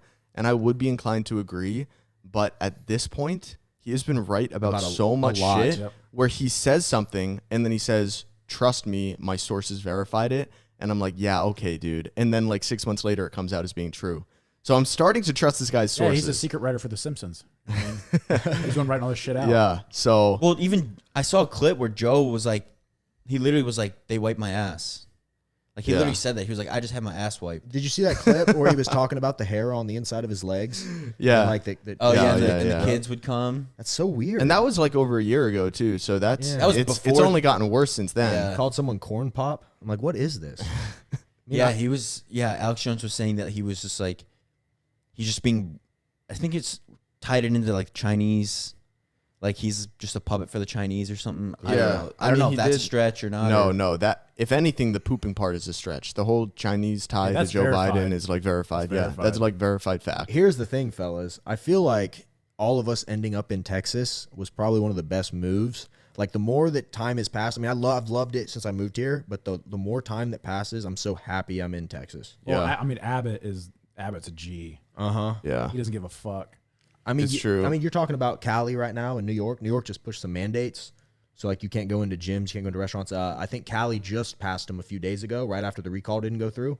So now it's like to go to the gym, you need a mandate. To go here. Oh yeah, there were mask mandates like everywhere we went. I'm talking poke mandates. Yeah.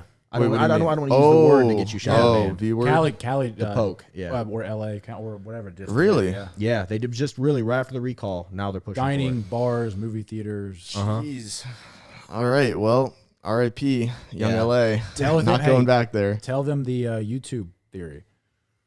Oh, so here was something that I heard. It's only a rumor at this point, but you know how you get monetization and partner program and all that. Yeah. They're saying that YouTube might come down and make us prove that we have the The poke. V word. Certain creators with a certain amount of subscribers. Yeah, you got to prove it in order Says who? to keep being monetized. Where did I see that? I think it was on Tim Pool was talking about it. No way. Yeah. Fuck. I mean, but like I looked into it more. It's just a rumor right now. Okay. Well, a But- lot of these things that are just a rumor end up being fact like a month later. Well, dude, 6 months ago, even Biden was saying that these mandates would never. Yeah, he's like, no, it's unconstitutional. And so did Nancy Pelosi. Nancy Pelosi was like, the federal government doesn't have that kind of power. And now it's just completely mainstream. But they only have that power because these cucks bend over and give it to them. I know. All it takes is people to just say, no, I'm not enforcing this. Yeah. It's a monopoly of pussies. That's what this world is. Yes. So I remember a few months ago, Dave Rubin, who's this conservative guy, he I came know out on Dave. he came out on Twitter and said something about booster shots, and Twitter suspended his account for 48 hours. And before his suspension, because they said this wasn't verified information and it was like fake news, and before his 48-hour suspension was up, it had already come out in the mainstream news that what he said was true. Yeah, that was a few days ago, was it not? I think, no, this was like a couple months ago. Talking about, this was a couple weeks ago, wasn't it? I was listening to his Dave- podcast. Dave Rubin? Yeah, the Dave Rubin thing. Wasn't that just recent? I mean, it was recent, but it was like, Well, I remember Pfizer just came out and said another booster shot would be best for elderly or. it was at minimum August. Okay. Yeah. Because I remember just chronologically in my brain, I remember watching something on Time's on flying Tim these Pool, days. and he was like, yeah, Dave Rubin just got banned, and before his ban was even up, what he got banned about was already verified as true in the mainstream press. See, and like here's my whole thing. Not that I like am against the poke for any it's not that I think it's like unsafe or anything like that. It's just I've already had it. You know, Yeah, the same. sickness. I've I've already- already gotten over it. The studies Yeah. show natural immunity is good. It's just stronger than the V word. and like for me, the weirdness of it, like, is the pushiness of it. Yeah. Oh yeah, Yes. that's why I, like people are like, bro, you do this and that, you inject yourself with this and that. Why do you care about a little like V word? It's just weird how much you want me to get the it. fucking That's government why. isn't coming to my house and telling me to get tren injections. Yeah. Hey, you know, what? no There's- one's. There's more research on SARMs there is on this. Yeah. Yeah, I mean, they've been test has been around as medication for like decades now. But it's like I'm not against the poke or anybody that wants to get it. Do whatever you want. Yeah, but, same. but I'm against authoritarianism. yeah, I'm against you guys like trying to like force me to do something and And tell then- me that I can't go here or go there because I'm not joining this little club y'all have. Like I'm healthy as fuck. I'm good. yeah, and then people are like, "Oh, well, it's not about your freedom. It's not about your autonomy. It's about protecting others." It's like, okay, well then, if you're scared of it, you can go get the Of poke. course. Stay home. But then they're like, "Oh, but you can still give it to me, and I can still die even if I get the poke." It's like, well, then why would I get something that is ineffective? It doesn't even work. If it doesn't work if it doesn't work well and I can still spread it and give it to someone else who's also had it, then what's the point in me getting it? But like at what point does it stop? Yeah, Like, exactly. you know what I mean? At the 9th booster? Like at in what fact, point? it was just Norway. I think today or yesterday, it was either Norway or Denmark. I'm pretty sure it was Norway. The government formally announced that C word is no more dangerous than the regular flu. I mean, haven't these This is not a conspiracy theory. This is a major Western country coming out and saying, like, this is the government of, I believe it was Norway. I can find it, but it's like if you've looked at these numbers since the beginning. I mean, obviously this thing is real, but it's just like the fact, like the kids, like this thing, like the flu is more deadly to children than this is. yes, And like, but yet there was that poll that came out. I think it was in the Wall Street Journal or the New York Times. It was some big publication that they ran a poll, and it was between conservatives and Democrats. And the wording was like, how likely do you think if you get the C word that you're going to end up in the hospital? Conservatives were like 3% likelihood, and like Democrats, liberals were like, it was like 40s and 50%. So like you literally look at the media bias that tells you how bad this thing is all the time. And these people, like, they're so blinded by that CNN, or they're blinded by MSNBC or whatever, that they don't actually like just like look at the numbers. Like anybody watching that's like, well, I think you're misspeaking. Like, just look it up. Just look at the numbers. and that just goes to show how much suppression of real data there has been. And why? That's my thing. Is like the reason I don't get the poke. Why? Why suppress it? Yeah, and Why do you want me to have this so bad? right, but about the numbers thing, it just goes to show that you're right, it's about 40 to 50% of people on the left believe that if you get the C word, you will have to be hospitalized. And the real number, I think, is like 1 to 2%. Yeah. You could line up every single C word patient in this entire country, and I would let every single one of them sneeze in my mouth before I got this fucking thing. I won't, because at this point, it's a fuck you, fuck your grandma, fuck your mask, fuck all this shit. I won't. You can take away, you can start suspending licensing, fuck my license, fuck my YouTube account, fuck flying. I won't at this point. Because It's a matter of principle. you want to see how hard head I can be about all this? Because I won't now. Now it's a principle. That's how I feel, is like the more, if they just came out and said, look, here's a way, like, we don't have control over your rights or freedoms, but if you're scared of the C word, here's the poke that you can get if you want it. Here's the data on it. You don't have to get it. I might actually be inclined to get it if I hadn't already been infected, right? Obviously, at this point, there's no point. But if I hadn't been and there wasn't this major push, I'd be like, okay, maybe. But it's the fact that it seems so systematic in the way they are slowly taking away freedoms from people who don't have it. And yet in some of the countries that have had the least amount of pokes have the lowest amount of cases. And then you have countries like Israel, which have proportionally had extremely high amount of pokes. Something like 80% of the population. Yeah, 80 or 90%. And they are having a monumental spike.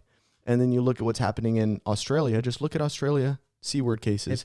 Exponential. Have you heard the as they're doing all these lockdowns there too. So the There's like crazy protests going on right Yeah. now. Yeah, Wh- rioting like crazy. which I love to see. The Rogan podcast with Brett Weinstein. Did you watch that? I watched the first like 20 minutes of it, but I watched another podcast. It was Brett Weinstein's podcast, the Dark Horse podcast, with Dr. Robert Malone and someone else. I forget who the other person was. Well, like essentially what it came down to was like, because everybody's like, the one argument you always hear is like, there's pokes for everything. We get pokes before we go to school. We get things like that. But this one isn't the same.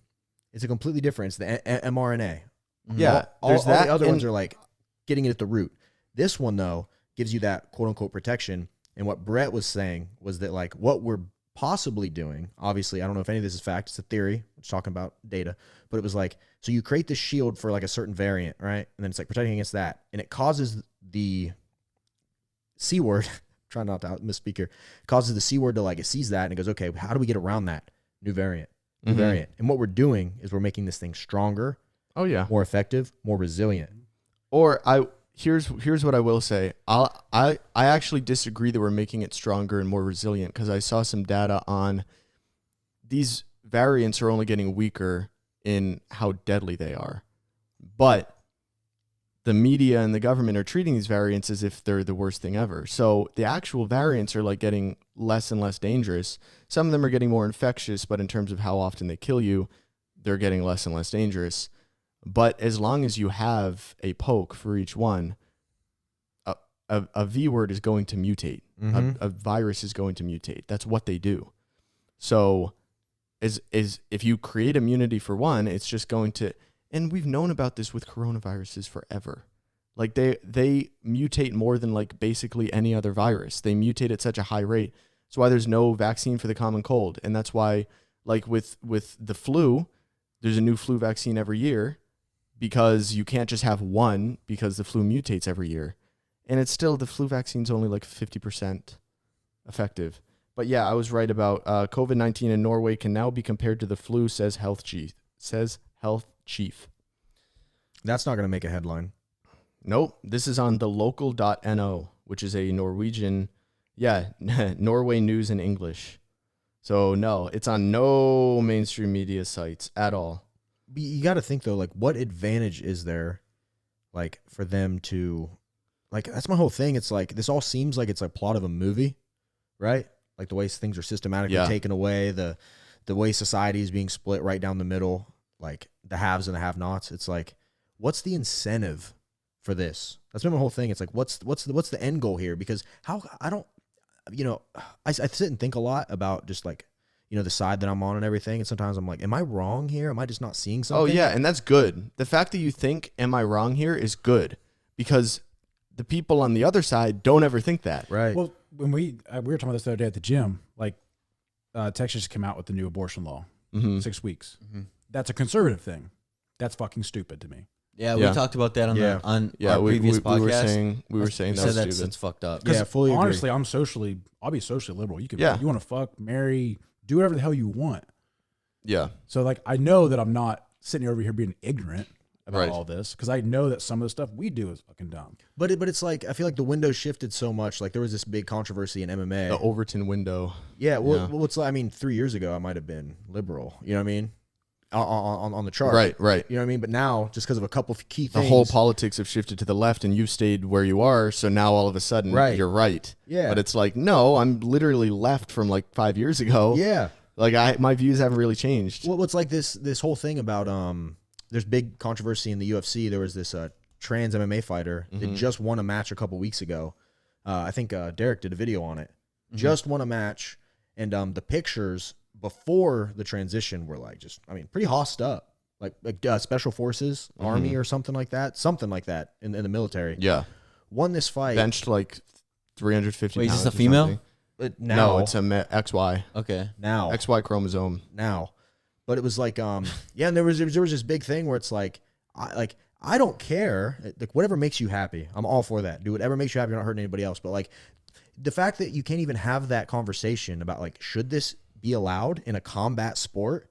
I mean, this dude was, I don't think he was as big as you, but he was just like, he was fucking housed. Yeah, he was. And it's like, and then now he's a female, like, and to act like, and the people arguing for it are like, there's no advantages. They've been off testosterone for X amount of time. There's no. Yeah, retards. Like, retards say that. I'm like, how in your own rational mind, how do you sit there and think about that and not think, like, how? Well, some of these ideas I can't even, like, how? How did you come to that conclusion? And this is common sense. I could come off of everything. My test levels will drop down close to 100, right? Female range. At that point, you toss me in a ring with 99.9999% of any female on this entire planet, I'm throwing her into the 6th seat. Right? No test at all. Yeah. That's common sense. Right. It's because if you went through puberty as a male, and just by having XY chromosomes, even if you started hormone therapy, bone down to bone growth. Yeah. Yes. Bone density. It's your structure is different. Your center of gravity is better for fighting. You have wider shoulders. You have thicker bones. You have better muscle attachments for strength. You have more fast twitch fibers. Women have more slow twitch fibers. All of this happens during puberty. If you go through puberty and you're a male and then you start taking hormone replacement therapy, all of those permanent structural changes are still there. So, 100%. But just back to the C word thing. Did you see the Emmys the other day? Yes, I did. And what do we see on the news? What do we see these public figures saying? What do we see the government saying? Even if you have the V word, you got to mask up. You got to mask up, all this kind of shit. I can guarantee, actually I can't guarantee it, but I would take a guess that the Emmys did not check anyone's V word card at the door. Just let them right in. Maybe they have it, maybe they don't. Don't care. None of them were wearing masks. And even Seth Rogen got up on stage and he's like, they said this was going to be an outdoor event, but we are in an airtight tent here and we're all sitting really close to each other and none of us are wearing masks. That's weird. And all the fucking rich snobs in the audience are like, fucking clapping. And it's like, and Tim Pool made a good point about this. if all these celebrities, which constantly on Twitter are saying like, fuck you if you don't get the V word, are acting like they're super scared of it. If they were super scared, they would show up to the Emmys. They'd see that no one's checking the V word card. They'd see no one has masks on and it's an indoor room. And they'd say, I'm scared of getting the C word, so I'm going to leave. They don't care. They're not scared of it. They don't give a shit. It's the hypocrisy. It's still virtue signaling 101 because I see it around here, Texas. You don't have to wear a mask anywhere. And it drives me up a fucking wall. I'll be at the gym and guys will have masks on, but the mask is on incorrectly. Yeah. It's like, you don't have to wear Yeah, it. why? Yeah, You're yeah, not yeah. forced. Yeah, it's like Wear it right it's or under take their- the fucking thing off. It's under their chin the whole time. Yeah. Well, why do you, or they're chewing on it. At Bino's gym in Dubai, it's the most crazy shit I've ever seen. And maybe it's because Binos really doesn't want, like the owner doesn't want it, but the state mandates it. So this is their way around it. Regardless, it's fucking clown world. Is they make, if you don't have a mask on at all, they'll come up to you and tell you to put one on. And in front of the person that tells you to put it on, you can put it on around your chin. So your mouth and nose are still exposed and they'll be like, okay, thanks. And that's it. And you have it around your chin the whole workout and they don't say anything. well, that's how it was at Alphalete for a little bit. It was. Yeah. And I think it's More of us. I think they had to. Yeah, they have to follow the rules, but they really don't want to. Yeah. And that's what I You saw. see that a lot. Every store says, I still see a lot. I mean, we get my haircut today. It says mask required. Yeah, Kroger says No one that. in there. Yeah, is wearing Kroger. The anything. Kroger store has a mask required, but I just go in there without. And they don't care. say Most of the anything. employees don't have one on. Yeah, yeah. Yeah, I'm done. Like I'm kind of at that point where if I walk in somewhere and they're gonna tell me that I have to have one, unless I'm like literally like the BMV or something, and I have to like something I crucially need. Yeah. I'm just done. Yeah. I'm done. And I mean, look at Obama's 60th birthday party on Martha's Vineyard. Oh yeah, saw that. And all Wait, these what- hundreds. What was it? These hundreds of like celebrities and politicians and people in power, all the same people that are telling you that they're super scared and you're killing grandma by not wearing your mask and not getting the V word. All these same people show up to his party. None of them are wearing masks and none of them are checked for their V word card. Well, you got to think all these politicians are basically just influencers at this point, Yeah. and their base is so riled up with this crazy hysteria that like they're just playing to that online. Well, they know, for points. call it what it is. Like, people are stupid. Because dude, I'm on my way here and there was someone next to me just in the car, alone, fully masked. Like, what are we doing? Well, it's the AOC thing, eat the rich. Tax the rich. Tax the Yeah. rich. Dress. Now you're selling clothing. You hate capitalism, but you're selling clothing. Like, Right. Yeah. 'cause- You're participating. And what's funny is the designer of her dress owes $100,000 in back taxes. Yep, I saw that. Of course. Yeah. It's just the hypocrisy, because like I follow this account on Twitter and it's called Defiant L's or something, but it's all these like it'll just be two tweets from the same person. Yes. Yeah. But taken at different times. Yeah. And one will be like the exact same person, but back in 2020. And they're like, I'm never trusting a fucking V word from Donald Trump. Who knows what he's putting in there? And then exactly 1 year later, they're like, if you don't take the V word, you are a fucking Nazi. And I'm There's just so like, many of them, bro. They're all blue check marked. These Yeah. are all like public figures. yeah, and it's funny because like you can say something about the efficacy of the V word, but yet like the people like you'll get banned, but then you can have someone make just a simple conservative tweet like maybe they support the Texas abortion thing, not that I do, but it's just a religious thing for them. Maybe Right. it's just deep in their beliefs, because that's a complicated talk to have with some people, Yeah. So but it's like you can have that and you get people wishing death upon that person in the replies, no bans. Oh, yeah. You know what I mean? Look at my channel. I have like 200 videos all about drugs, illegal things. Mm-hmm. I make one video on the knack thing. Boom, taken down, strike. Speaking of the knack thing, I don't know if you've been seeing this. I meant to say something to you. So knack, how they like had a big hard push to get it out, and it's like illegal and all this stuff now. Do you know that now they're showing that it's an effective treatment against the C word? That was the original thing. Okay. Yeah. So they showed that it was effective before they banned it. And that's kind of the theory as to why they banned it. Well, it's always been a dual use drug, as in prescription and Right. like over supplement. the counter. Yeah.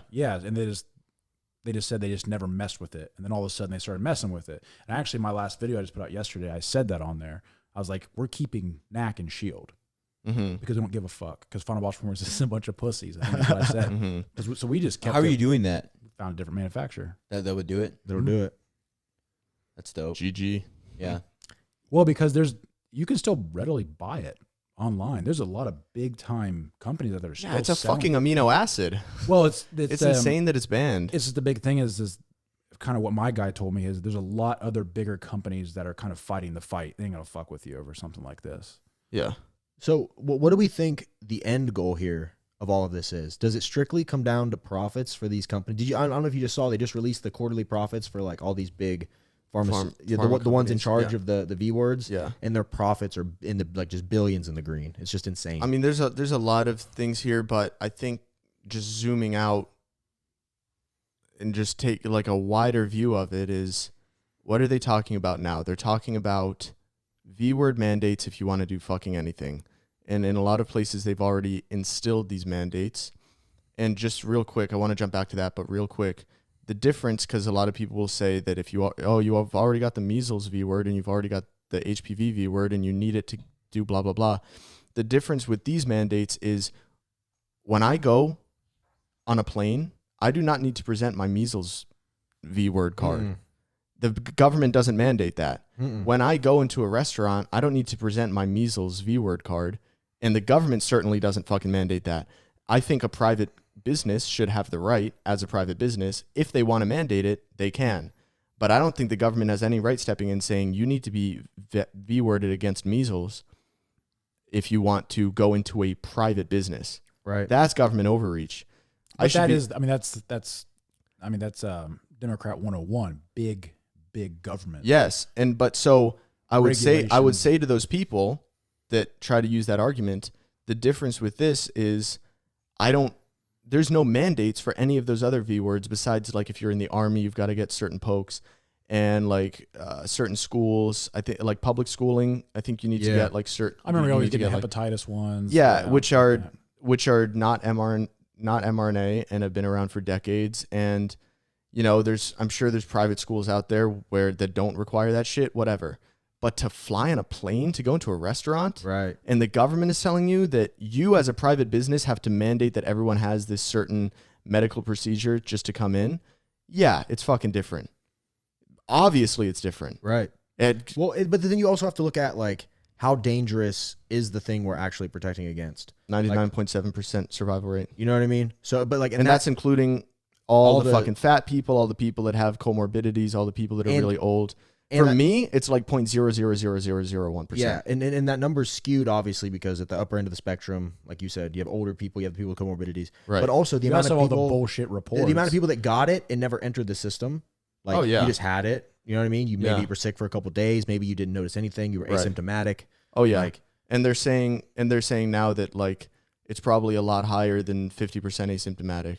And like the amount of people running around saying like, "We'll just go do it. What's so wrong with it?" and stuff. And it's like I said, this isn't a battle against the poke itself. It's everything that goes along with it: the overreach, the mandates, the authoritarianism, the telling me how to live my life. Stand the fuck up. Yeah, you pussies. Yeah, stand the fuck up. Live for something. Something. I don't understand any of it. So and the boosters are sus too. So I wanted to get into that, but I just wanted to say to that, I think at this point, the people that are trying to bully you, like the commoners that are trying to bully you into getting it, they're not actually scared of it. You know, they'll hang out with their friends and they won't be wearing their masks, right? They're not actually scared of it deep down. They just want power. They want to have the moral high horse. They want to win. About the booster shots, I think this is maybe where it gets a little conspiratorial, but maybe not. In my opinion, I don't think it is conspiratorial. If this just was one dose of 2 shots and that was it forever, then maybe in a few years I'd consider it. But now they're saying, oh, there's a new variant that came out and it's less deadly than the original C word, but we got to vaccinate against it. And now they're talking, originally it was like a booster shot every year, and now they're talking about booster shots every 5 months. You're essentially, and as simultaneously, they're talking about mandated V-word. So in order to do anything, you have to present your fully V-worded V-card. Actually, I'm just going to say the words because I hear Tim Pool say them all the time, and he's not fucking banned on YouTube.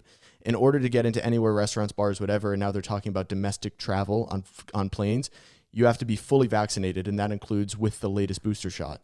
Well, if there's a new booster shot every 5 months, and I need to be fully vaccinated to enter any fucking establishment, I've essentially just turned my body into a fucking subscription service. Of course. And you can guarantee each booster shot is not going to be as well researched as the original dose was.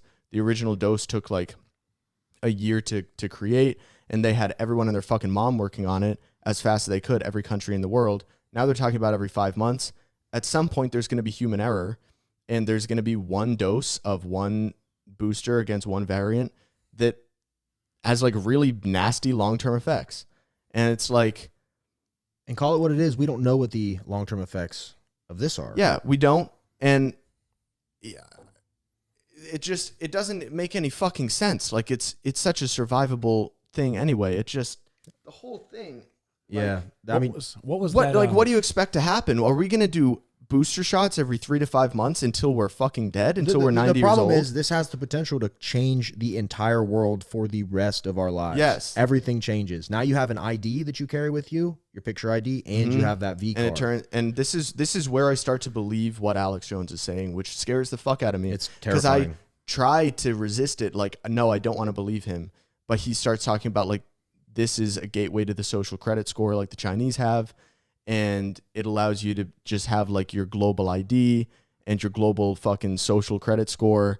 And it's like, God, it really seems like every day I see more news that fucking points us more so in that direction. You know how you fix that? How? Because I used to be balls deep in all this.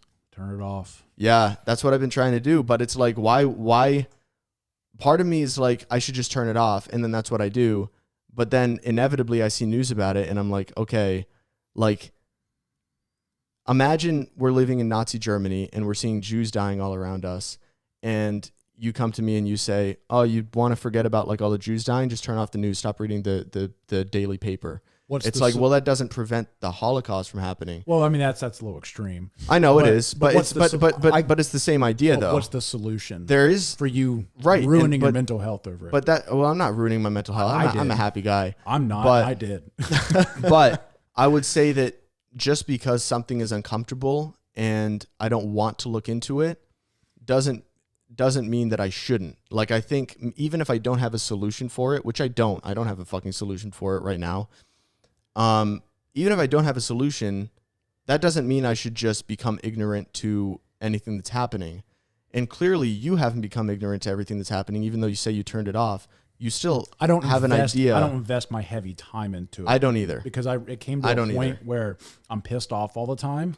Me and him are having, because we talk every single morning. Yeah. Me and him are having our morning phone, and we're bitching for 30 minutes about this shit. And then I'm pissed off the rest of the day. And then I'm listening to Ben Shapiro while I'm working. And then I'm listening to this other podcast about this certain thing. And then I'm on the Daily Wire listening. And then I'm getting my subscription. And then it's like, well, what did that do? Yeah. No, I would say on average, it's usually at night before I go to bed. I just catch up for about 30 minutes on like what's new in the world. So it's not enough to like drive me insane, but it is enough to like just really fucking make me think, what is the goal of all of this? Do you think that's what's happened to a lot of people on the far left? Is they're inoculated with this content? Oh, 100%. I see it happen to people close to me. TV's always on, mainstream media is always on, and they're just locked in. Dude, and it's so, I had a talk with an old friend the other day, and we were on the phone, hadn't spoken in a few years, and he just like, out of nowhere, just went on this tangent, and I was like, oh, I lost him. Holy shit. Yeah. And He's it's like that. You just lose someone, and it's like, oh, I'm no longer talking to because it's almost like they fell John Doe. They fell for it. Yeah, yeah. You know what I mean? It's like, man. Oh, you're saying all the buzzwords. Yeah. Now you're saying all the buzzwords. You're saying we're all in this together. Yeah. You're saying, like these little things that you'll hear and they become cliche, and it's like, oh, now you're saying it too. Yeah. It's just you've been brought into the cult, and now it's like I've lost you. There's nothing I can really say. I would agree with him on not spending your whole day doing this stuff. I used to be in the There's same got to boat be balance. as him. 100%. So I have balance now. I stay up to date. I'll watch, I might go a couple days, not pay any attention. On Twitter, kind of force feeds it down your throat. So it's a little tough when you're on Twitter. But, I'll watch some stuff and I kind of stay in tune with some podcasts and things like that. But like these conversations like this need to happen. Yeah, they do. They need to happen. If you just like act like it's not happening because you don't want it to be true, it's like that doesn't get you anywhere. But on the flip side, it can't be every conversation you have. And Sush knows, like, when we're not on the podcast, I don't really rant about, I don't just walk into the kitchen and be like, Sush, you got to hear what's fucking happening with the Biden administration. Yeah. Like, we don't really talk about it all that much. Sometimes it'll come up and I'll be like, yeah, I did hear about that. That's crazy. But on the podcast is kind of where like the, last week's accumulation of stuff we've seen and heard can all just kind of be said. And I think it comes down to your personality again, your mentality, because I don't have a mentality for it. I'm an angry person as it is. I'm a pissed off person most of the time. And it made me a worse person. It really did. And when I finally just kind of shut it off, like I know my views and I'll stand my ground like every single day of the week. But as soon as I stop doing that, you hear like the racial tensions, you hear all this, the vaccine bullshit. And then I go out in the world and I see the black man unloading shit at the gas station. I see the other liberal that has a fucking mask on. Hey, how you doing? Yeah. Nice to meet you. I don't fucking care. I can't care because I'm mentally, I can't deal with it. I really can't. Well, it makes you wonder though, like how it's debilitating, honestly. It can be. It makes you wonder how far this all goes though, is the thing. Like a year from now, is it every state other than Texas and Florida you got to have your card? Right. That's what I'm thinking. That's what I was worried about is how long is it going to fucking last? Well, Because like last year I was like, oh, in a year we'll be chilling. Like, I feel like every day we become, sadly, more and more the minority. Is there a point where it's just us on an island? I don't know though, because a lot of fucking people.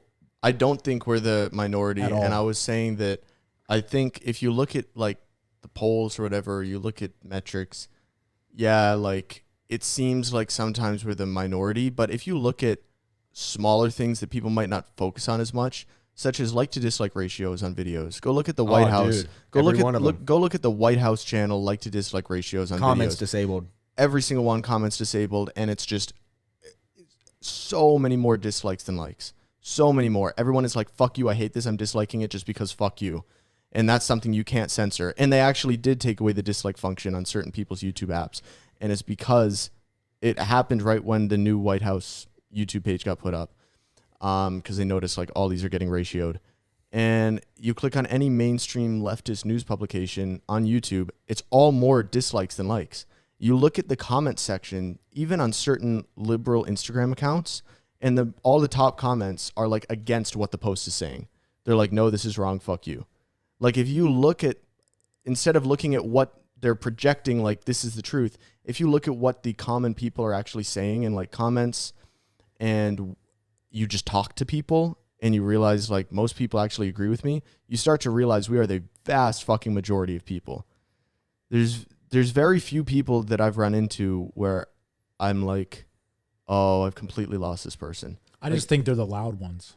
Yes, 100%. And like you always said, the 2% feel like 10%. You know what I mean? It's they feel the 2% feel like 70%. Yeah. Because they scream and bully you and fucking get up in your face. How many people aren't speaking out against stuff because of fear of censorship?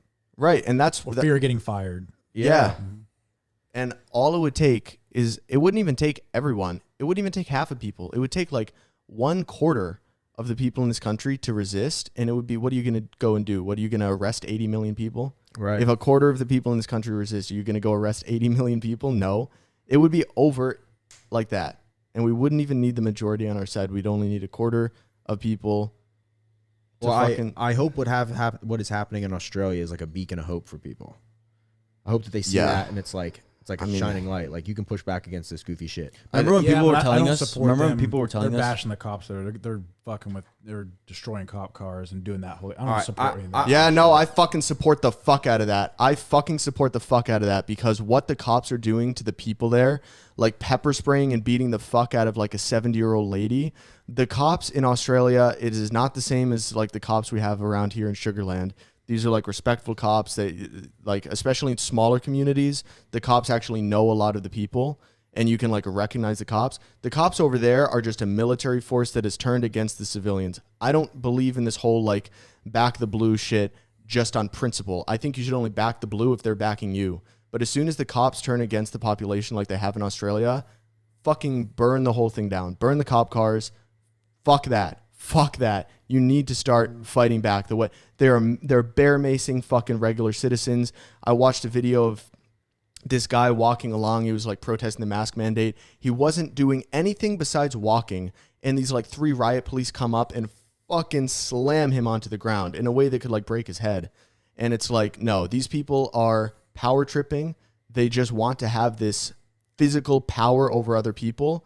And once the government says, go ahead and fucking go Go beat the shit out of the rioters. Go for it. The Coast They're Guard's like, let's chasing go. people down on boats. Like a single person on a boat, they're chasing them down. Yeah. Get back to your For what? fucking house. Oh, Because they don't have their mask on. So the crazy thing about the UFC fights that are tomorrow, the one guy, he's the champion. Some consider he could be the best. Like I think he's, what did he fight? Featherweight or featherweight or lightweight, whichever weight class he's in. He's on par to be like the best one that's ever done it. And this fight right here, he lives in New Zealand, and the lockdown like laws are super strict.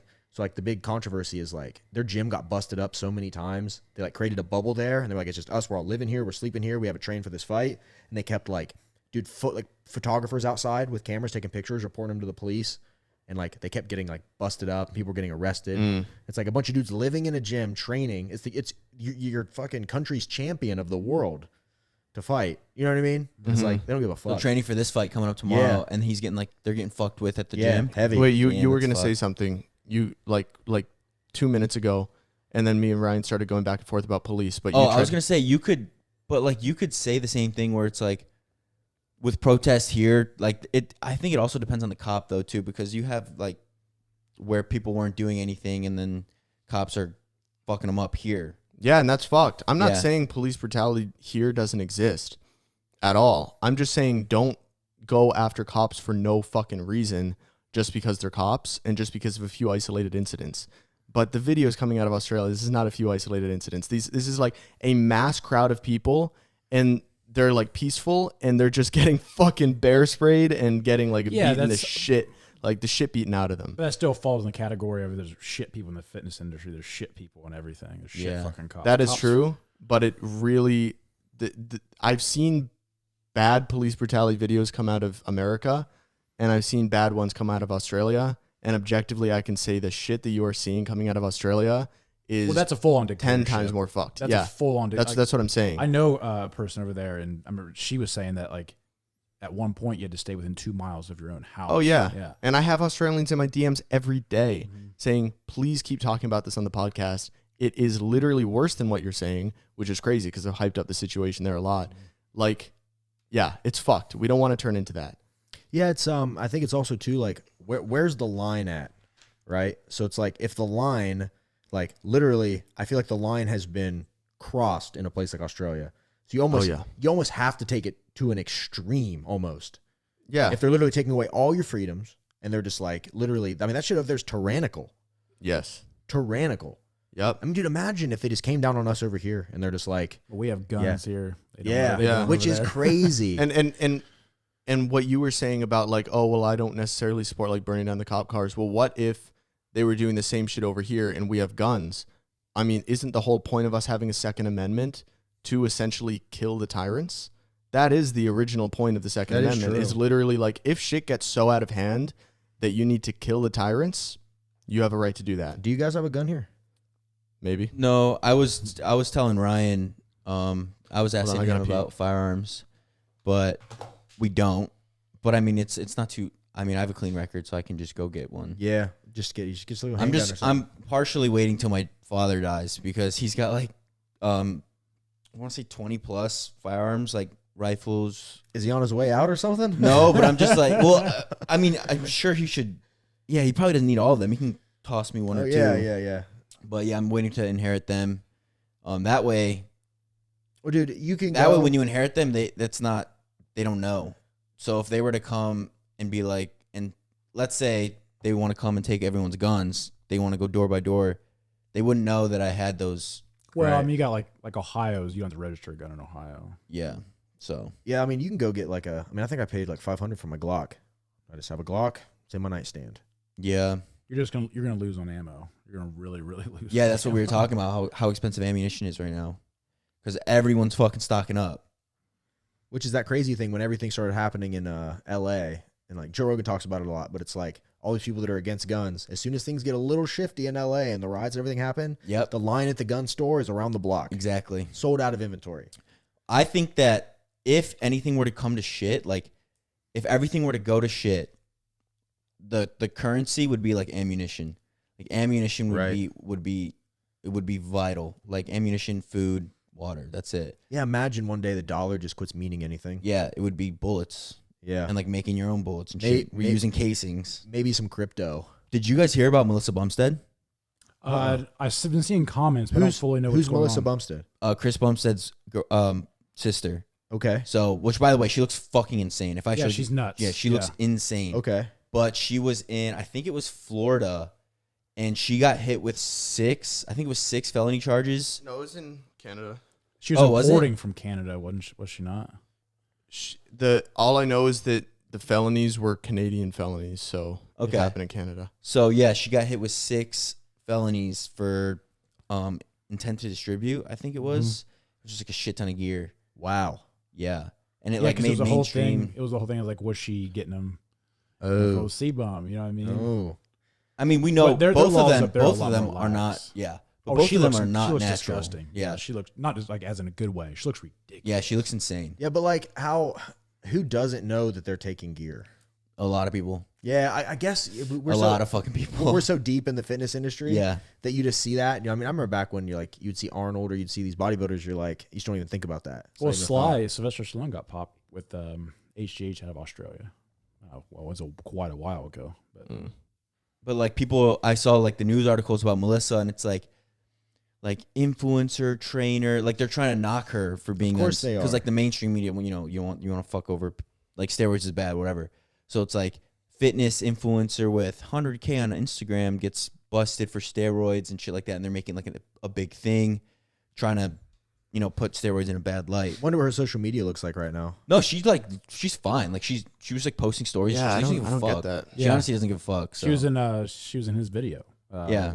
Last week. So good. She's also really pretty. Like for being like on gear, she's really Yeah. fucking hot. I mean, those are some. You kind of genetics. like some of the more muscular girls. Though. Some- Show me a sometimes, pic. yeah. I'll show you. So someone I'll pull show up you. a pic. She's a little bit hard in the face. That's about it. It's like the Yeah, jaw. she got a She got chin. the jaw She got line. Yeah, a because jaw. at some point the She's Ian Villiers' girlfriend. Okay, let me see Or wife. here. Or, I think yeah, wife. Yeah, she looks pretty. Well, she She's looks a little. fucking insane right there. Like, Yeah, let me here, get- look at her here. Yeah, I mean, yeah. Let me see. Okay. Yeah, I mean, That doesn't bother me. I'm liking what I'm seeing. Yeah, that's a He's little. like trying not to step on Ian Villaire's toes. I don't even know who that is. Oh, he's like this big ass scary bodybuilder. Yeah. But Yeah, he she doesn't. very Dude, fucker. he doesn't even look like his face. He looks like half animal, half human. Like that. Dude, I think he is. That's half funny animal, because half human. I just seen this pic. That dude's rock hard. him here. He looks like a werewolf. Yeah. Yeah, and he's strong as shit. Did you- For a bodybuilder, I mean, for anyone, he is just strong as shit. Did you have some questions pulled up over there? Yeah, bud? I had some. So I had people We've been ask doing this for a questions while. specifically for you guys. Yeah. So we'll just knock out a couple. People are asking if handlebars are going to be in stores. If you would ever. That's the goal. Yeah. Right now, we just now can keep stock on our website. Yeah. Just now. You just now. Because I mean, so the biggest problem, the way I always try to explain to people is like, obviously we want to be in stores, but like we've been having multiple dinners with like Max Tuning, which has been a godsend because he's like told us a ton about like That's the how sour this- strips guy. Yeah, how this all works, and because he just got into Walmart and Target. So basically, it's like, okay, if Walmart calls us today and says, "Hey, we want you to be in our stores," like we literally can't do it. Like, you know how much inventory that is? Yeah, Like how much you'd have to ship out? yeah. So like, Those contracts are also like next level. I mean, it's so with a lot of these, say with like HEB or Target or Walmart, a lot of these places will have in the contract that say, so like 90-day terms. Like they have 90 days to pay you. If they pay you under 90 days, you give them a discount. Like that's the kind of stuff they have. If you give them, 15,000 units and it doesn't sell, well, guess what? Come pick it up and give us our money back type of stuff. That's how a lot of these contracts are like, we're not in a position where we could even do that. Right. Like I said, with the last month, we were just be able to just keep full stock. yeah, getting our inventory issues figured out. So like, that's the goal. But we're starting with, we're actually on Walmart.com. We're starting with like supplement stores. We're moving into gas stations towards the end of the year. We have a big gas stations that we're in talks with right now. That'll be dope. Yeah, it's actually around here. So we're slowly moving into that. Someone asked, why do you always wear the St. Louis hat? Because I like the symbol. Okay. I don't even know what this team is. Okay. Bro, That's since Well, that's the Cincinnati hat, but some guys saying that Oh, you see, have yeah, you have a see? St. Louis one, the STL. Yeah, I do. I don't even know. It's actually funny. I just love red hats. I'm like addicted to them. So I just go to Hat World or Lids and I just look around. I go, which symbols look cool? Don't even know what they are. I just get the ones with the cool looking symbols that fit my head and I buy them. That's it. Yeah, I mean that's like mostly how people wear like fitteds and stuff. It's just like no one even gives a fuck about Never- the heat. See, I don't even know what this is. Yeah, I didn't know. I thought I was wearing the St. Louis. Okay, this Yeah. is You know LA. what I mean? I had no idea. Yeah, I don't even watch. The only sport I watch, like, It's fighting, bro. is You only fighting. watch That's it. fighting. UFC. I'm into UFC. Other than that, I don't even know anything else. And then last question for you guys was people want to know like what are you guys' current cycle on? Ooh. Like, well, you just finished. You were doing. Well, I don't know if you. Yeah. wanna- So right now I am. Okay, I just finished that bottle of Mast. What that bottle of Mast last 5 weeks? Yeah. Okay, so I think I'm like 6 weeks into my cycle. I'm on 500 test, 500 Mast. I do what are those Romacin pills? 12.5 Yeah, 12 milligrams. mgs. I do 12 and a You half. have them doing AI, even with Masteron. He don't runs. He runs That's hot. a lot of tests. Yeah, He runs hot. Okay. I do. And my water weight, my acne and shit. I just Yeah. try to be safe. So I just do. Yeah, I just do it twice a week though. So I just do it on injection. Yeah, he's days. not. He's on it every day. Okay. Yeah, so I just do it twice a week, and then I have Winnie. And what do we dose the Winnie at? I haven't started it yet. That'll be dosed at 50 when you start it. You Yeah, haven't so started it so yet. like the thing with Winnie, I'm probably gonna start it in a couple weeks, but I need to. When I do that, I'm gonna like not drink, not do anything else. Yeah. Oh, okay. Wait, do you mind closing the door? Yeah. I can get it. There we go. Ank's Just a little close that closer. door. Wait, so sorry. What were you saying? You were on 50 Winnie. Yeah, so I'm gonna start 50 Winnie here in a couple weeks, I believe. But I want to make sure like when I start that, I want to have obviously no alcohol. No, I'm gonna Yeah. really like clean my shit up. Yeah. So I'm gonna wait. I'm gonna get my because this last weekend for me was like a little mini vacation. We had. I mean, I had my like one of my best friends from back home that I hadn't seen in 2 years fly in. So it was like we had Thursday, Friday, just fucking bullshit, drinking, partying. So like, I want to clean this out, tighten back up, drop the water weight, then I'll throw the Winnie in, and then finish her out. Okay. So how long are you gonna do that for? 16. What 12. did we do? That was only a 12-weeker, right? Well, I don't think it really put a cap on. I forget Yeah. what you said. Yeah. 12, 16. You should look pretty sick though with the mask and the windshield. Well, that was the thing right before this weekend. That was like my last physique photo. yeah, you feeling- look fucking good. Feeling really tight, feeling really good. Right there. That's no Damn. windshield though, right? Yeah, no Winnie. That's just mast Yeah. and mast and Yeah. test. And that was about a week and a half ago. So I was feeling really good, feeling really tight, and then yeah, this weekend just really, dude. My thing is, man, I have like a crazy. My body holds so much water. As soon as I'm off my program and I drink a little bit of alcohol and I like eat a lot of carbs, have a lot of salt, like, dude, it's really weird. But like the day after, if I have like a really bad cheat meal, dude, my like ankles swell up and I can't see my ankle bone anymore, From the water retention. dude. So and- he's really weird. and When- my knees, like it's almost like my thigh goes right into my like I have like cankles but on my knee. It's so weird. Yeah. his is really weird. So his estrogen will run high, but he'll never have any gyno problems. Never had gone once. So even on like equal amount 1-to-1 test to mast, like that 12.5, which I mean it's a short estrogen, it's a short half life. You should really run Romacin more than that, but typically throwing 2 of those a week, it keeps him around 30 estrogen. Dude, my estrogen's at I usually have it at like 50, 60, and I won't have any side effects. But like sometimes I'm having gyno issues at 50, 60. Yeah. I'm best around 20, honestly, lower end. So you don't think that's like bad for gains? It's where I have to go. Like Yeah. I'll get gyno issues on TRT sometimes. Damn. That Well, that was was like me, yeah, yeah. that was like him. And then I have a buddy at home, Josh. He can run a gram a test, no AI, no nothing, Yeah. no issues. It's all dose. It's a like person to person. Yep. I think I have more prolactin issues than estrogen, because when I fuck with Tren, I feel it get like a little bit more sensitive, but like I can move around the test, like I can up it and lower it and nothing. So I think mine's more prolactin. Mine's from growth, which you can't do anything about besides get it cut out.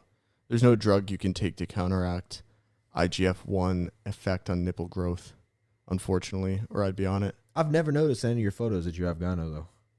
I mean, it's not super prominent, and usually I like rub my nipples before pics so they get hard. Nip Okay. flip. Yeah. Yeah. You don't need an AI when you got the nip flip. Yeah. But Never heard of that. Yeah, sometimes get them cold. if I like come out of a sauna or something, you'd be able to notice it. Okay. Yeah, for sure. I really notice it if I eat a lot and I have like a water retention.